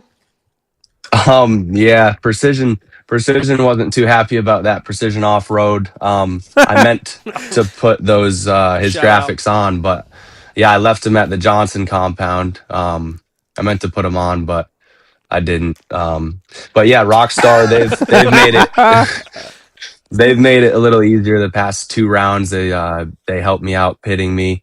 But that's about it. I mean, I show up. I built all my race bikes this year for the races. Dylan Bean built one of them. He fully prepped it for me. But yeah, I show up, do everything on my own. Alex Luger has been helping a lot the past few races. Don't let him He work was, on your bikes because he can't finish No. a damn drag race. No, he Easy, ain't brother, touching behave. my bike. He ain't touching my shit, he Yeah. says. No, he's a loose mechanic. Where is Dylan Bean now? So Dylan's from around down this way where we are. I grew up racing with him at local North Carolina Mid East races all the time. Is he still with Yamaha or? I haven't seen him in I a know while. he started a landscaping Now, company. see, He I had a- thought they were going to Australia, is what I thought was about to happen. I thought, like, after they had their young and they were headed east or west, depending on which way you point. I thought they were going down under. apparently he's Yeah, out I think he's, rebuilding bikes. Yeah, pretty sure he preps Danielle McDonald's and Dylan McDonald's bikes right now, and then he does that landscaping company there. So he was able to find a way to get out of the traveling every weekend. Yeah, for sure. He's got a dialed setup right now. That's the way to go. Well, man, how's I gotta ask, as a fella that's had a lot of shoulder injuries and surgeries and all sorts of stuff wrong with my shoulders, I was with you for a dislocation. How's the shoulder feeling? How's it doing? Did anything ever come of that? Where are we at? Dude, it's good. I mean, right after Dr. Tanner didn't want me to. I think I raced buckwheat 3 days later after I dislocated it, and he said I needed to have surgery, but because there was it was called a hill sax or something, like an indent in my joint, and he said it'll just keep coming out. So he didn't want me to race, but I ended up pulling off. But I wore like a shoulder brace, and it cut my circulation off, and my hand kept flying off the bar. But other than that, it hasn't came out anymore. It feels good. It feels right back to normal. It's been good so far. Any extreme trampolining since then, or what? No, I'm freaking scared of them things now. That wasn't your average trampoline, though. I'll give you that. Yeah, that thing was wild. If you even stepped hard, you'd jump up. It was crazy. So, who are you riding with now? Because I know you're kind of down the Johnson compound, correct? And I talked to... Yeah, I've been... Yeah, they've been letting me stay here for about a year now. We all ride together and train together sometimes. It works out pretty good. Obviously, you haven't learned the dialect, or it hadn't rubbed off on you. Yeah, you don't talk like What was Johnson that? yet. You don't talk like Brody. I was gonna ask if you understand what the hell they were saying yet. Yeah, I can understand Jeffro now. I couldn't understand him at first. But So what was he saying in that Camp Coker video of him gassing Brody? oh, who knows? He's got a different language. He starts talking in cursive when he's talking to his boys. Heart rate gets over 150 and it's gone. Oh man, Yeah. I love that family though. They're all super cool. Joyce is probably gonna text me right now for us bagging on old Jeffrey. But yeah, I took that pit stop video of him and Brody. I didn't know what transpired in that conversation, but they got it figured out.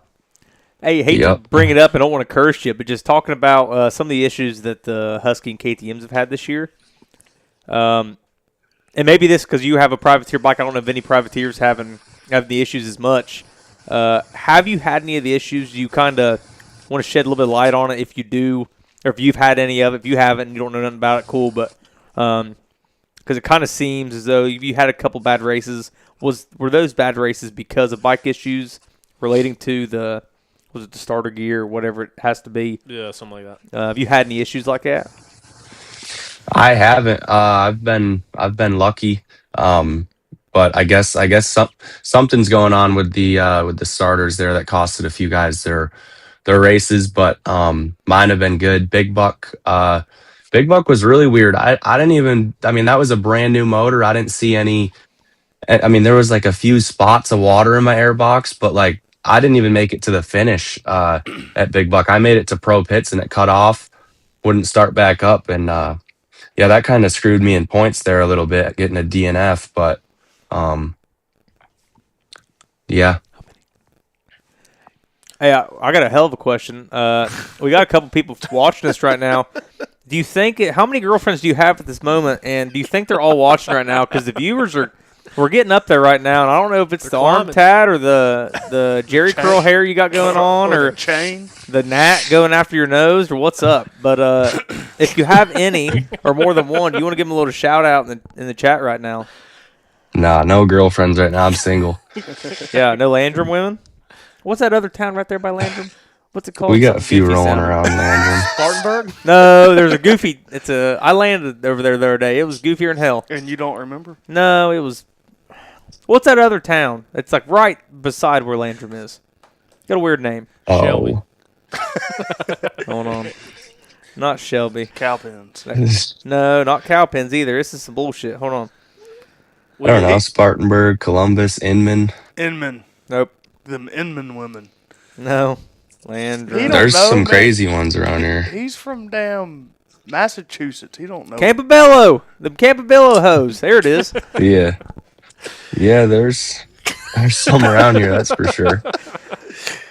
We run a loose program around here. Well, so what's John up to? I heard he came out and dusted everybody this past weekend at a North Carolina race on an old clapped out Yamaha.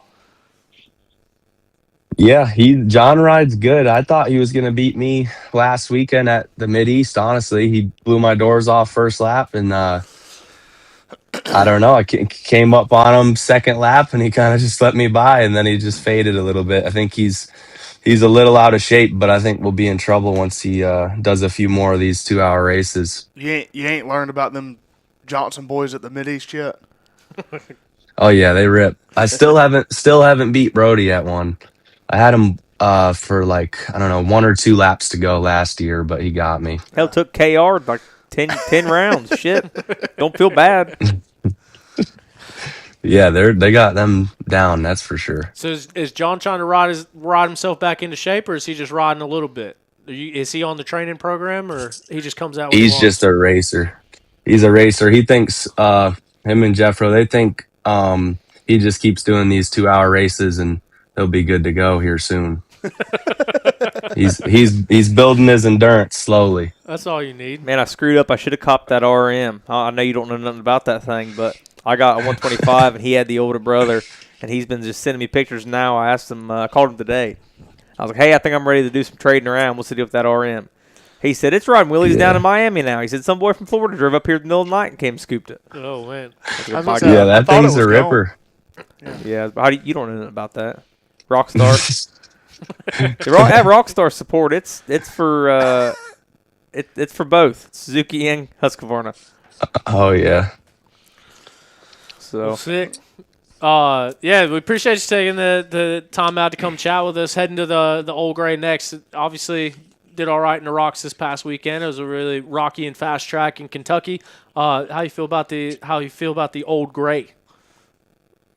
I like the Old Gray. I think it's real similar to this track, honestly. I mean, not as loose and definitely a lot slower, but it fits me pretty good. I'm used to the rocks from being up north. I'm excited. I want to definitely want to be on the podium, that's for sure. It'd be cool to get a win. hey, we've been kind of talking a little bit of shit about the venue, and me and Tom weren't there, but T-Shep was, and we had asked Chase Pryor. What did you think about this weekend? Was it Sketch City? I mean, was there parts of the track that you enjoyed? Yeah. Some of that, I mean, the little bit of woods we had, that technical stuff, that was really cool. But it was dangerous for sure. A lot of people got hurt. It was just kind of stuff out of your control. You couldn't see, in the dust like that. Kind of messed me up the last, 2 laps. I lost a few minutes, just caught some of the XC1 guys and, couldn't get by them. I would get on them and get dusted out and couldn't see nothing. And I didn't really want to ruin my race with a lap and a half to go. So Fair enough. In the money. Didn't want to mess it up. I get it. I know all about it with my 4th this weekend. Shout out.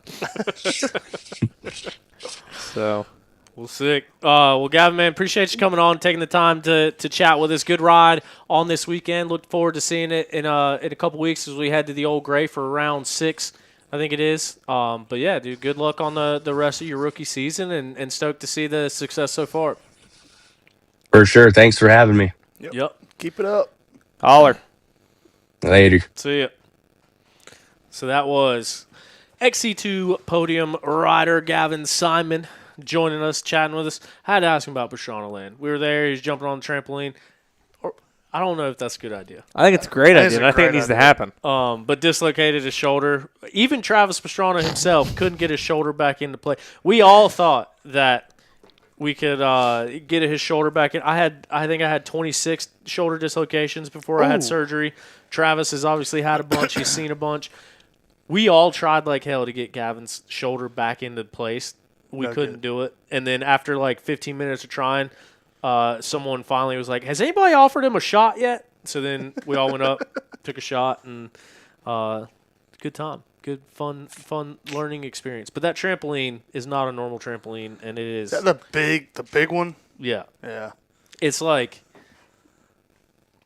the size of a basketball court, Oh shit. but like it's unlike any trampoline you've ever been on. Like you go down like 10 feet, and then you come up 10 feet, and then you jump. So you got to jump like 3 seconds after you think you should jump. It looks like one of those. You've seen those pictures with the ball going down in like the black hole type thing, Yeah. right? Looks like that. Yeah. That's crazy. We had this. We actually just got a new interviewer here. Just popped up. We didn't even try to interview him or give him a call or anything. Matt Chamlin. Turn your phone sideways, handsome, and we'll give you. There we go. Am I gonna see the screen? I don't know. Can you see us? You should see you right now. I see me right now. I'd rather see Craig. Hell yeah, Big dog. Tom. There you go. Hey, brother. Hey, how's it going? We're good. How you doing? Dude's bowed up right now. 10 toes down and 2 bows up, ready to get it. Check him out. That's right. That's right. I want to set the record straight. Hey man, so before you get out, I know so I'm wrapped up in the team a little bit too, so I was trying to trade on gray areas. So just I'll let you say whatever you want to say, and I mean the boss, you know how he is. So Yeah, of course, yeah, yeah. So first and foremost, all the manufacturers that are competing in this series and all the other series, and of course some of this is going to be that typical political type response, right? They produce good motorcycles. And what everybody needs to remember is what we're doing out here, both Supercross, GNCC racing, where I come from, the desert of the Southwest, we're trying to do things with these motorcycles that the engineers never fathomed that people were going to do. From the mud that we go through, the rocks that we ride them in, the jumps that people do on them and stuff like that. So our riders, and I'll speak just to the GNCC since I'm new to it and what I've observed with that and National Enduro, we're pushing these bikes far beyond what your typical when I say typical A rider, I'm saying your typical local A rider pushes one of these motorcycles too. And so with that, I can't speak to any other manufacturer, but I'll speak to Kawasaki because that's who basically employs me through Redbeard Racing, Rocky Mountain ATV, and Stu's situation, or Stu's team, is we all know Stu pushes these motorcycles, as well as Josh, as well as Nick, as well as Grant, to a level that mere mortals don't. And that by no means is kissing their ass or anything like that. But when you truly watch these guys ride those bikes, they're pushing them far greater than what they were ever intended to do. We as a team try to, I'll call it upgrade or bulletproof them the best we can to make them go that 3-hour race or go that, 4 or 5 hour national enduro type event. And so we have to do a lot of modifications / aftermarket support things to get the bikes to a level that they will survive. And at times, you have problems that are unrelated to what a mechanic or a manufacturer has done because you just run into a design deficiency or you run into a mechanical capability that the machine can exceed. Hell yeah. Does that make sense? Yeah. Yeah, I love it. So, and with that, because I got asked on the Pulp Show by Phil a few weeks ago what happened to Stu's bike like at Coker. Well, now that we know, now that everything's been dissected, not at anybody else's fault, but the bike ingested dust. And could you imagine that? Dusty race, right? Mm-hmm. But it ingested dust through that race because Stu was on a charge the entire race. I believe it was Jordan that he was behind a good portion of it, and he's in his wake the entire time, just sucking dust. Most people would never ride like that in the dust, right? And so he's pushing that bike, and when I say pushing it, he's riding it beyond its limits or beyond what it was engineered for, and it sucked dirt, plain and simple. Plain and simple. Not any fault of any mechanic, not anybody else's fault or anything like that. It just sucked dirt. He's racing a dirt bike. He's putting food on his table. He's putting food on my table. He's putting food on all the other employees that work here. Table, as well as the racers. And so he's trying his damnedest to win a race. This last weekend, I can't say... Yeah, go ahead. Sorry. Go Yeah, ahead with the question. real quick on Coker. So, there were multiple people that made filter swaps on there. At what point did the team or his mechanic, or I'm sure it was discussed, to not do a filter swap? So with that, Tom, because, and I don't know if I said it at the beginning, I'm Josh's mechanic. Mm-hmm. And at each individual race, you'll hear things on the radio and so forth, but I don't want to say I wasn't privileged, but I wasn't a part of the conversation with Stu's potential or whether he did a filter change or not. So I can't speak to that for him. What I can tell you is, like, for us, myself and Josh, we discussed it and we didn't feel that we were going to need to do a filter change, and we had communicated that, and we had communicated how we're going to, whether I was going to flash it on a pit board to him or he was going to let me know in a slow section that he was ready for a filter swap, because I can't be there everywhere to know whether or not the rider's in the wake of the dust and if they're going to need a filter change, if you will. So, like in the instance of Josh, he didn't need to end up having a filter swap, and that's besides the point of him, going out with due to a crash. So honestly, I can't speak to what the discussion was about filter swaps with Stu and his mechanic, and all that. Man, so I want to ask you real quick while we got you on here. Sure. And we were just kind of talking about it, you and I, this past weekend, about kind of the team camaraderie and how you guys, all the mechanics are brand new for this year. I don't think that there was any layover from last year coming into this year. So it's a group of new guys, fresh faces. You guys are putting the program together and kind of getting things running and moving smoothly throughout that over there.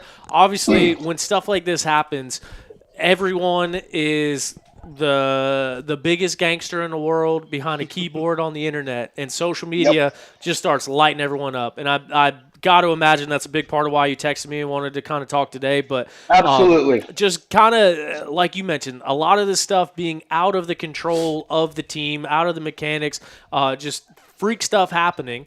What's it like kind of on the team side of things? Like Cody's first year as a pro mechanic at every level, your first year GNCC XC1 pro wrenching as well. So, I mean, how tough is it to kind of sit back and see all this stuff and everyone that thinks they knows what's going on the internet kind of come crashing down on things that they might not have all the information about?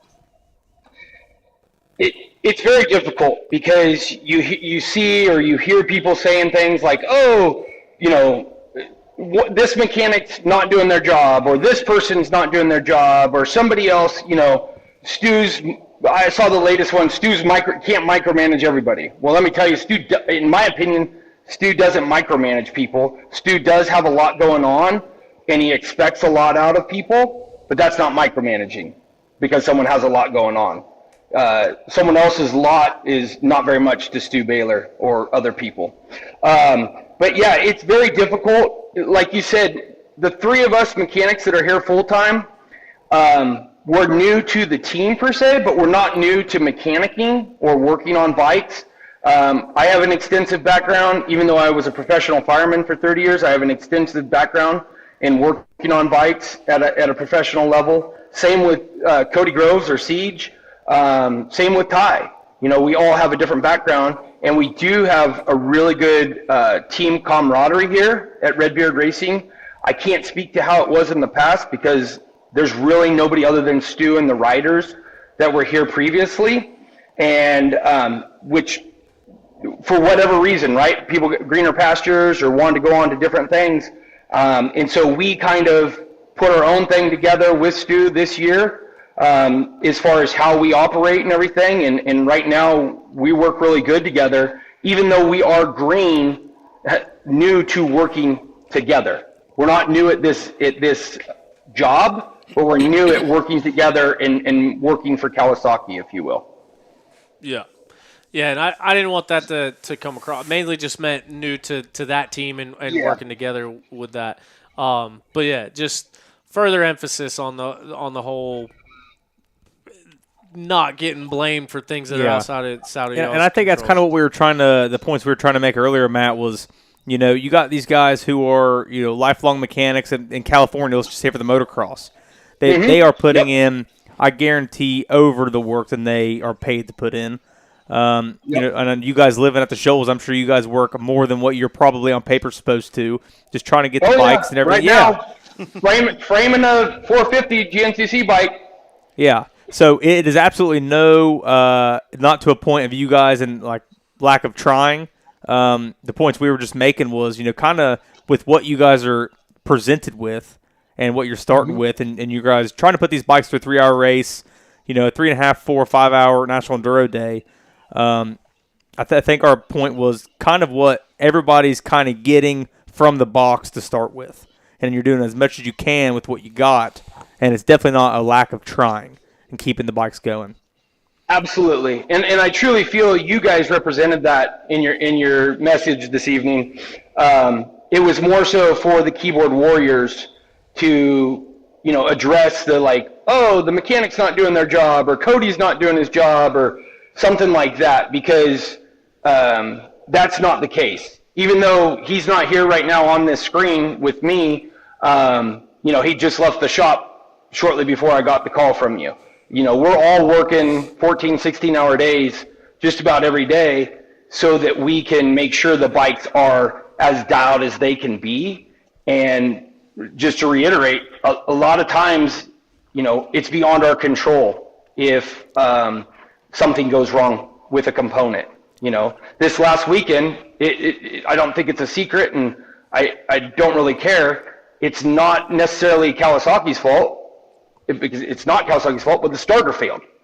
What led that to happen, I can't say, but the starter failed on Stu's bike, and that's what caused him, not to be able to finish the race. And there's a lot of starter issues this year. Yeah.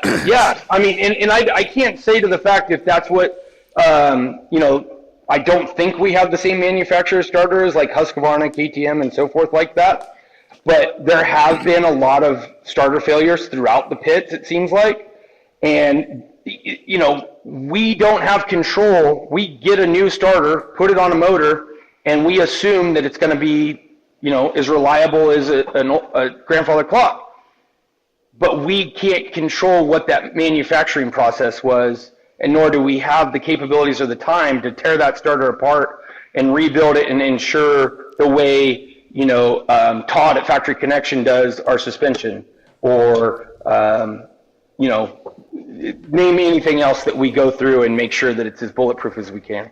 Hey, Matt, you coming from the firefighting and probably working on the road quite a bit. I've worked on the road. Working around a specific kind of person is huge. I think Cody Groves for most everybody, kind of gets a bad rep because he's high energy. He tries to keep the vibes high. And sometimes you might walk by the semi, and maybe he might be changing a tire without a shirt on.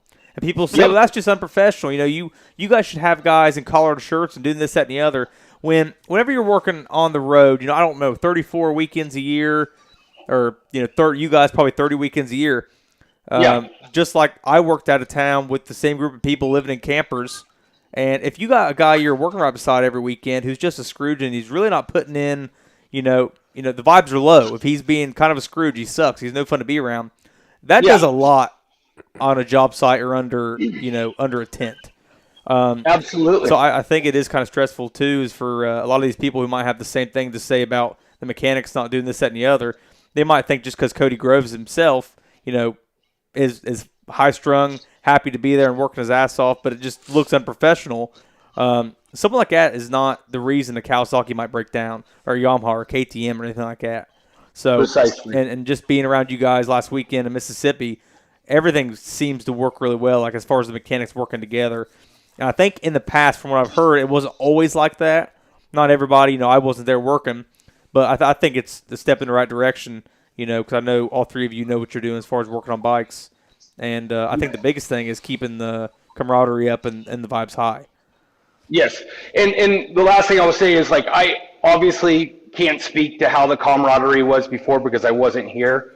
I'm friends with a couple of the guys that were, and I just don't know. I don't know how the camaraderie was or wasn't. I can only speak to how it's been the last 5-6 months since I've worked here. And I can tell you those two guys are two of my greatest friends, the other two full-time mechanics here. To the point where, if we go to a bar and someone wants to brawl, I got their backs. Hell yeah. And so to add on to, with Cody Groves, what I want to say one thing about Cody Groves, besides that he keeps the vibes up and everything, and I'm not tooting my horn by saying this, I supervised a lot of people over my time as being a fireman and retiring as a division chief. I would rather have an employee like Cody have to tame a fanatic like him than breathe life into a corpse of an employee that you got to prompt to get moving, to get going, that is just an Eeyore to be around at work. Cody keeps it light. He helps all of us around here. Whether that be with his technical advice or, he's better at certain things than I am, just like Ty's better than Cody at certain things. And, I come from a suspension background, so I get leaned on at times for suspension advice and so forth.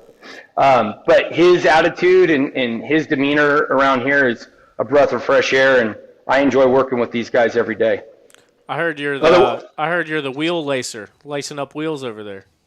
Yeah, well, as you can tell, my eyesight's not what it used to be, and so we do a little bit of bartering around here. Some of the stuff that I can't see, like doing wiring harnesses, where you got to extract the pins and maybe do some soldering and so forth. I'll trade that work and do the lacing of wheels or something else to trade that off. But I think that's key. We all know how to do everything over here, but we lean on each other where our expertise are as well, for efficiency as well as to expedite processes. Yeah. Well, good deal, man. Appreciate you coming on and wanting to clear the air. Obviously, we got to know you last year through you listening to the show and reaching out to me and reaching out to Craig. And I met you at the QT gas station right up here by my house last year. Exchanged some T-shirts, and now I get to hang out with you every weekend of the year, it seems like. So It's been cool getting to know you, and I think you're a solid dude, and I appreciate our conversations. And like I said, appreciate you coming on and chatting. Obviously, we need to get you on the show and talk about your year and how it's going with Josh, but I understand your sentiment of wanting to come in and clear the air today after that conversation that we were having and after the weekend. Yeah, and just to reiterate, it was nothing to do with you guys talking. I just wanted to clear the air with the keyboard warriors or anybody that may have a different opinion than what you guys did. So thank you for having me on. I appreciate you guys, and look forward to getting on sometime. All right, sounds good, Matt. We'll see you next weekend. See you tomorrow. Thanks, guys. See you, Matt. All right, see you tomorrow, brother. All right, so that was Matt Chamlin. He's a passionate fella. I thought when he first came on, he was pissed at us. 100%. Oh, He said, I want to see Craig and Tom. I was like, oh, here we go. But no, I mean, yeah, he probably put it a lot better of a way than we did. But my only apprehension why I wasn't going to call him is I didn't want him to talk himself into a bad Into a spot. corner, You know yeah. what I mean? I tend to do that He more often. put out than I fires care for a to. living. He's ready to be in a bad spot. That son of a bitch don't give a. He does not care. well, and he did say that he was going to be, right off the rip. He was like, this is going to be a little bit PC, but I mean, he let us know what happened to Stu's bike this weekend. Yeah, and I will say, like, Stu has never been shy to run away from things. Even like him buying National Enduro or him changing brands or any of the times or any of this.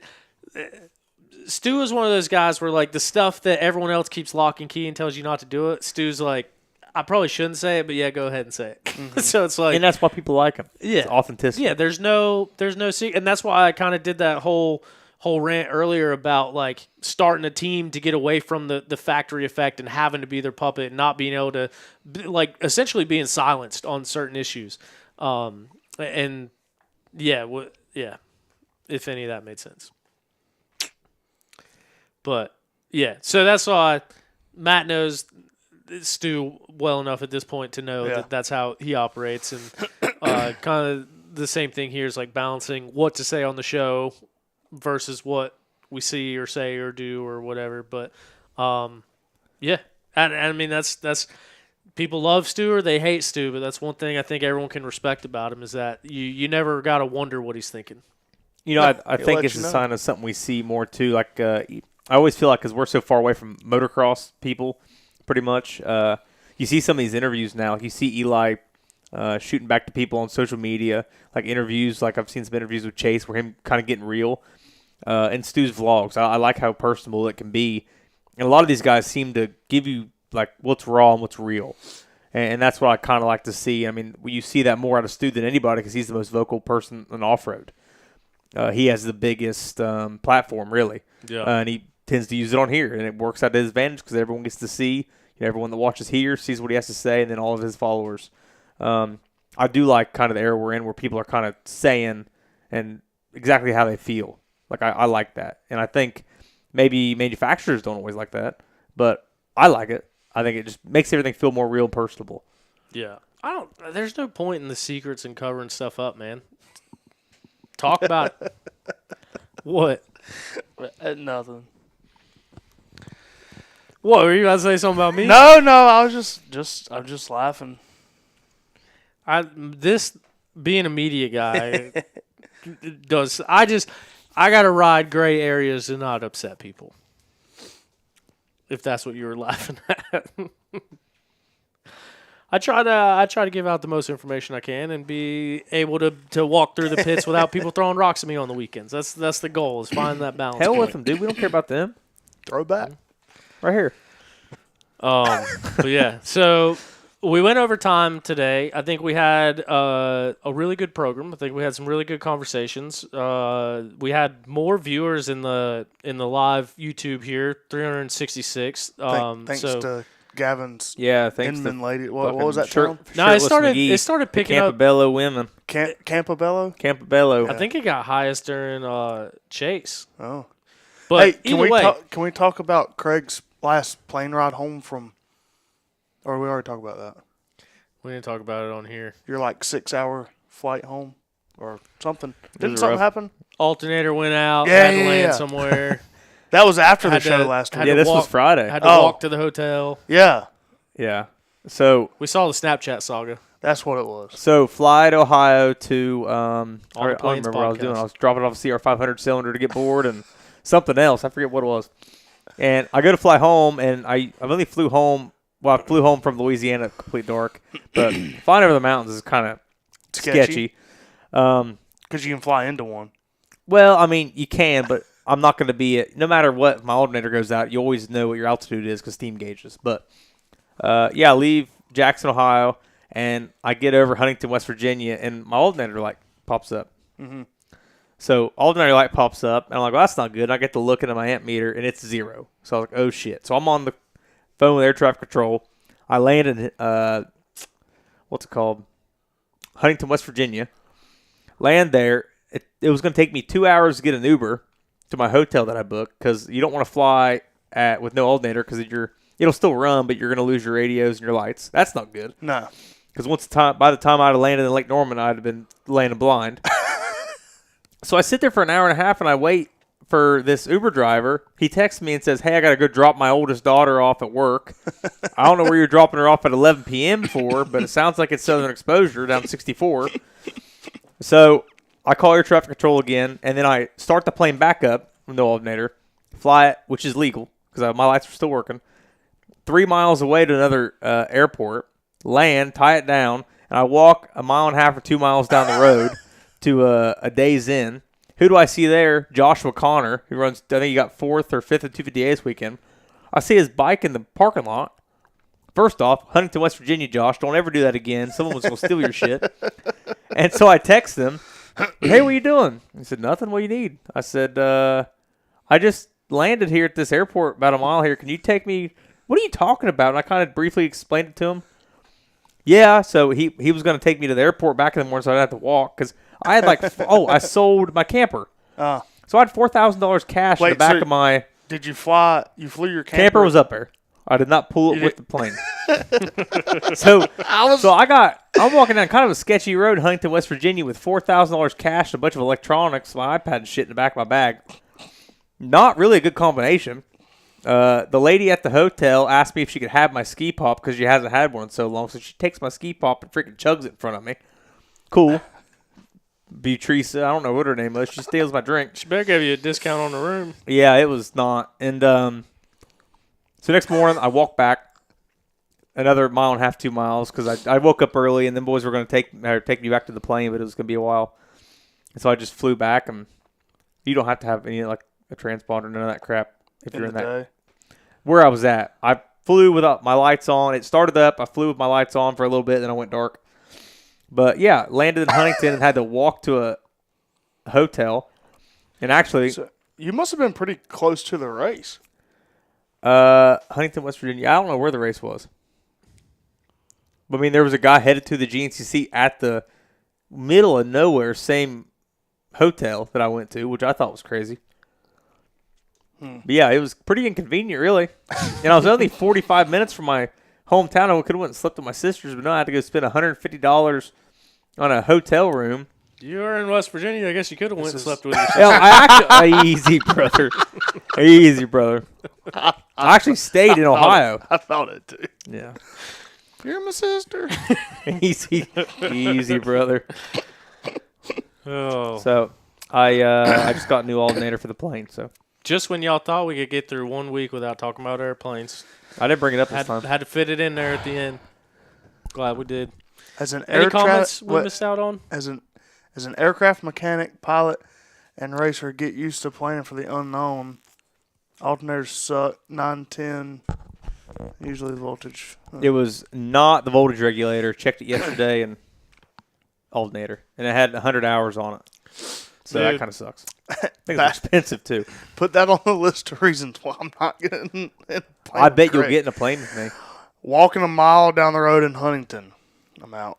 It was kind of cool though, dude. What do you mean? There's Going a McDonald's right there. Could have got you a biscuit or something. plane going down in the middle of West It Virginia. didn't go down. It ran fine. It wouldn't affect. It's not like a car when your alternator goes out and it starts like No, it runs just fine. I didn't even need lights. I mean, your lights at night don't really help you at all anyway. What are you going to do, see 5 feet in front of you? It's just your anti-collisions, your little, so people can see me. Exactly. I don't care if they see me or not. Anti-collision. No, I got a then little you won't ever iPad. care again. No, I can see. It's all right. Anti-collision lights on a plane seem very important. It is perfect. It's legal. So while I was flying at night, even whenever I didn't have an alternator, I still had them on. But You probably got the same vision at night with no lights as normal, huh? yeah, I can't see shit. And speaking of, he got pulled over that night? No, Thursday night. The night before for his pickup truck for a light being out that's been out for 2 years? No, I put a wiring harness in it and lights. This just happened. And then Suddy was behind me yesterday and said, "Hey, your lights are out." And I said, "Yeah, I know." And then I hit the brakes. He said, "They're both working now." So it's a loose wire. Tom, you don't know nothing. But you got a ticket for it. No, I didn't. You got a warning. No, yes, but that's not a ticket. I got to pay that. Okay, sorry. Man says, my first night cross-country instructor made me land without lights, used pappy lights and edge lights to gauge landing. Was actually really... Yeah, see? I could have been fine. Now, John Carver, if you see where I landed, though, Lake Norman Airport is kind of screwed up. At the end of it, there's trees 150 or 200. Well, the lake's fine. When you got pulled over for your truck light being out, you tell the cop, "Man, you should see my airplane." It ain't got no lights. Well, he asked Or where an you're coming alternator. from, and I told him where I was coming from, and the dude was cool. And then I got the truck tagged in my dad's name because it wouldn't pass inspection when I first got it. Because it And ain't in got Ohio, no they don't have inspections in Ohio. So the first cop comes up and asks me, like, "Hey, what the deal is?" Well, I don't know what that was. Ghost.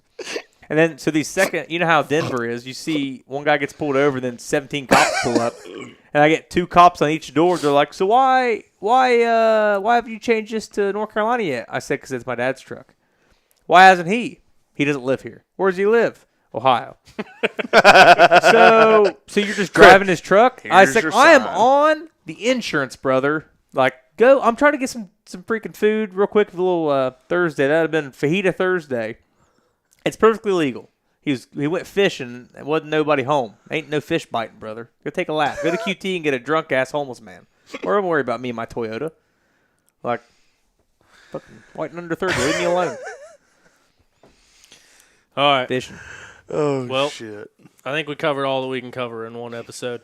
Kevin McClellan keeps commenting here. I did meet him at the race. He's the one that likes to incite you about the Racer TV broadcast. And so he came up and chatted with me about how much fun he has getting you riled up. Yeah. He actually said it earlier in the show, but it was right when we were having Chase on. He asked, how was the Racer TV coverage? Yeah, that was the Racer TV coverage. So anyway, I got to meet him, put a name to the face in the YouTube comments. So appreciate that. Met a lot of people for the first time and got a ton of congratulations everywhere I went on the wedding. I forgot that was the first GNCC back since the wedding, so it was cool to see all that. Really appreciate everyone for chatting and talking with us, and really appreciate everyone that is still somehow surprisingly watching this late in the show up to 400 now. So 79. I wish 10 of you leave. Appreciate you guys watching. If you're listening to this after the fact, keep in mind on Tuesdays you can watch the live video on YouTube somewhere around 7 p.m. We started at 7 today. Well, the show was up at 7 today, so we're getting better. We're getting more consistent. We're getting. I went into a little bit of emo phase over the weekend and booked guests today, but we got guests. We're gonna keep guests going forward, having some cool conversations, and appreciate Tom and Craig being a part of it and spitballing ideas. But yeah, it's cool to see a little bit of it paying off and seeing more people listening. And yeah, we have no idea what we're talking about, but we'll give you our opinions and we'll see what happens from that. And again, said it last week. If there's anybody y'all want to hear from, shoot us a message. Myself, Craig, T-Ship, On the Pipe podcast, Instagram, or just comment on their post and tag On the Pipe. Say you should go on the Pipe. Yeah, because then it's a little public. Yeah, I mean public pressure.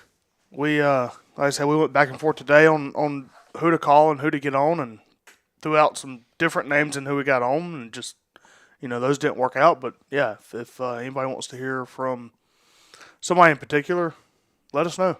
Let them know. Yeah. And we'll chat with them, see what's going on. Yep. learn stuff as we go. Be a friend, tell a friend. Actively interview people and talk to them. Craig, you're a legend. But yeah, Thank you, Nicholas. thank you everyone for tuning in and listening with us and supporting On the Pipe podcast. Thank you, Yamaha Motors USA, for supporting the podcast as well. Revs the hell out of my heart. Had a good time on Yamaha this weekend. Yeah, be on the lookout for some stuff coming up with them here in the near future. And yeah, thank you, Craig. Thank you, Tom. Thank you, listeners. We will see you next time on the Pipe podcast. See you later. Bye. See you.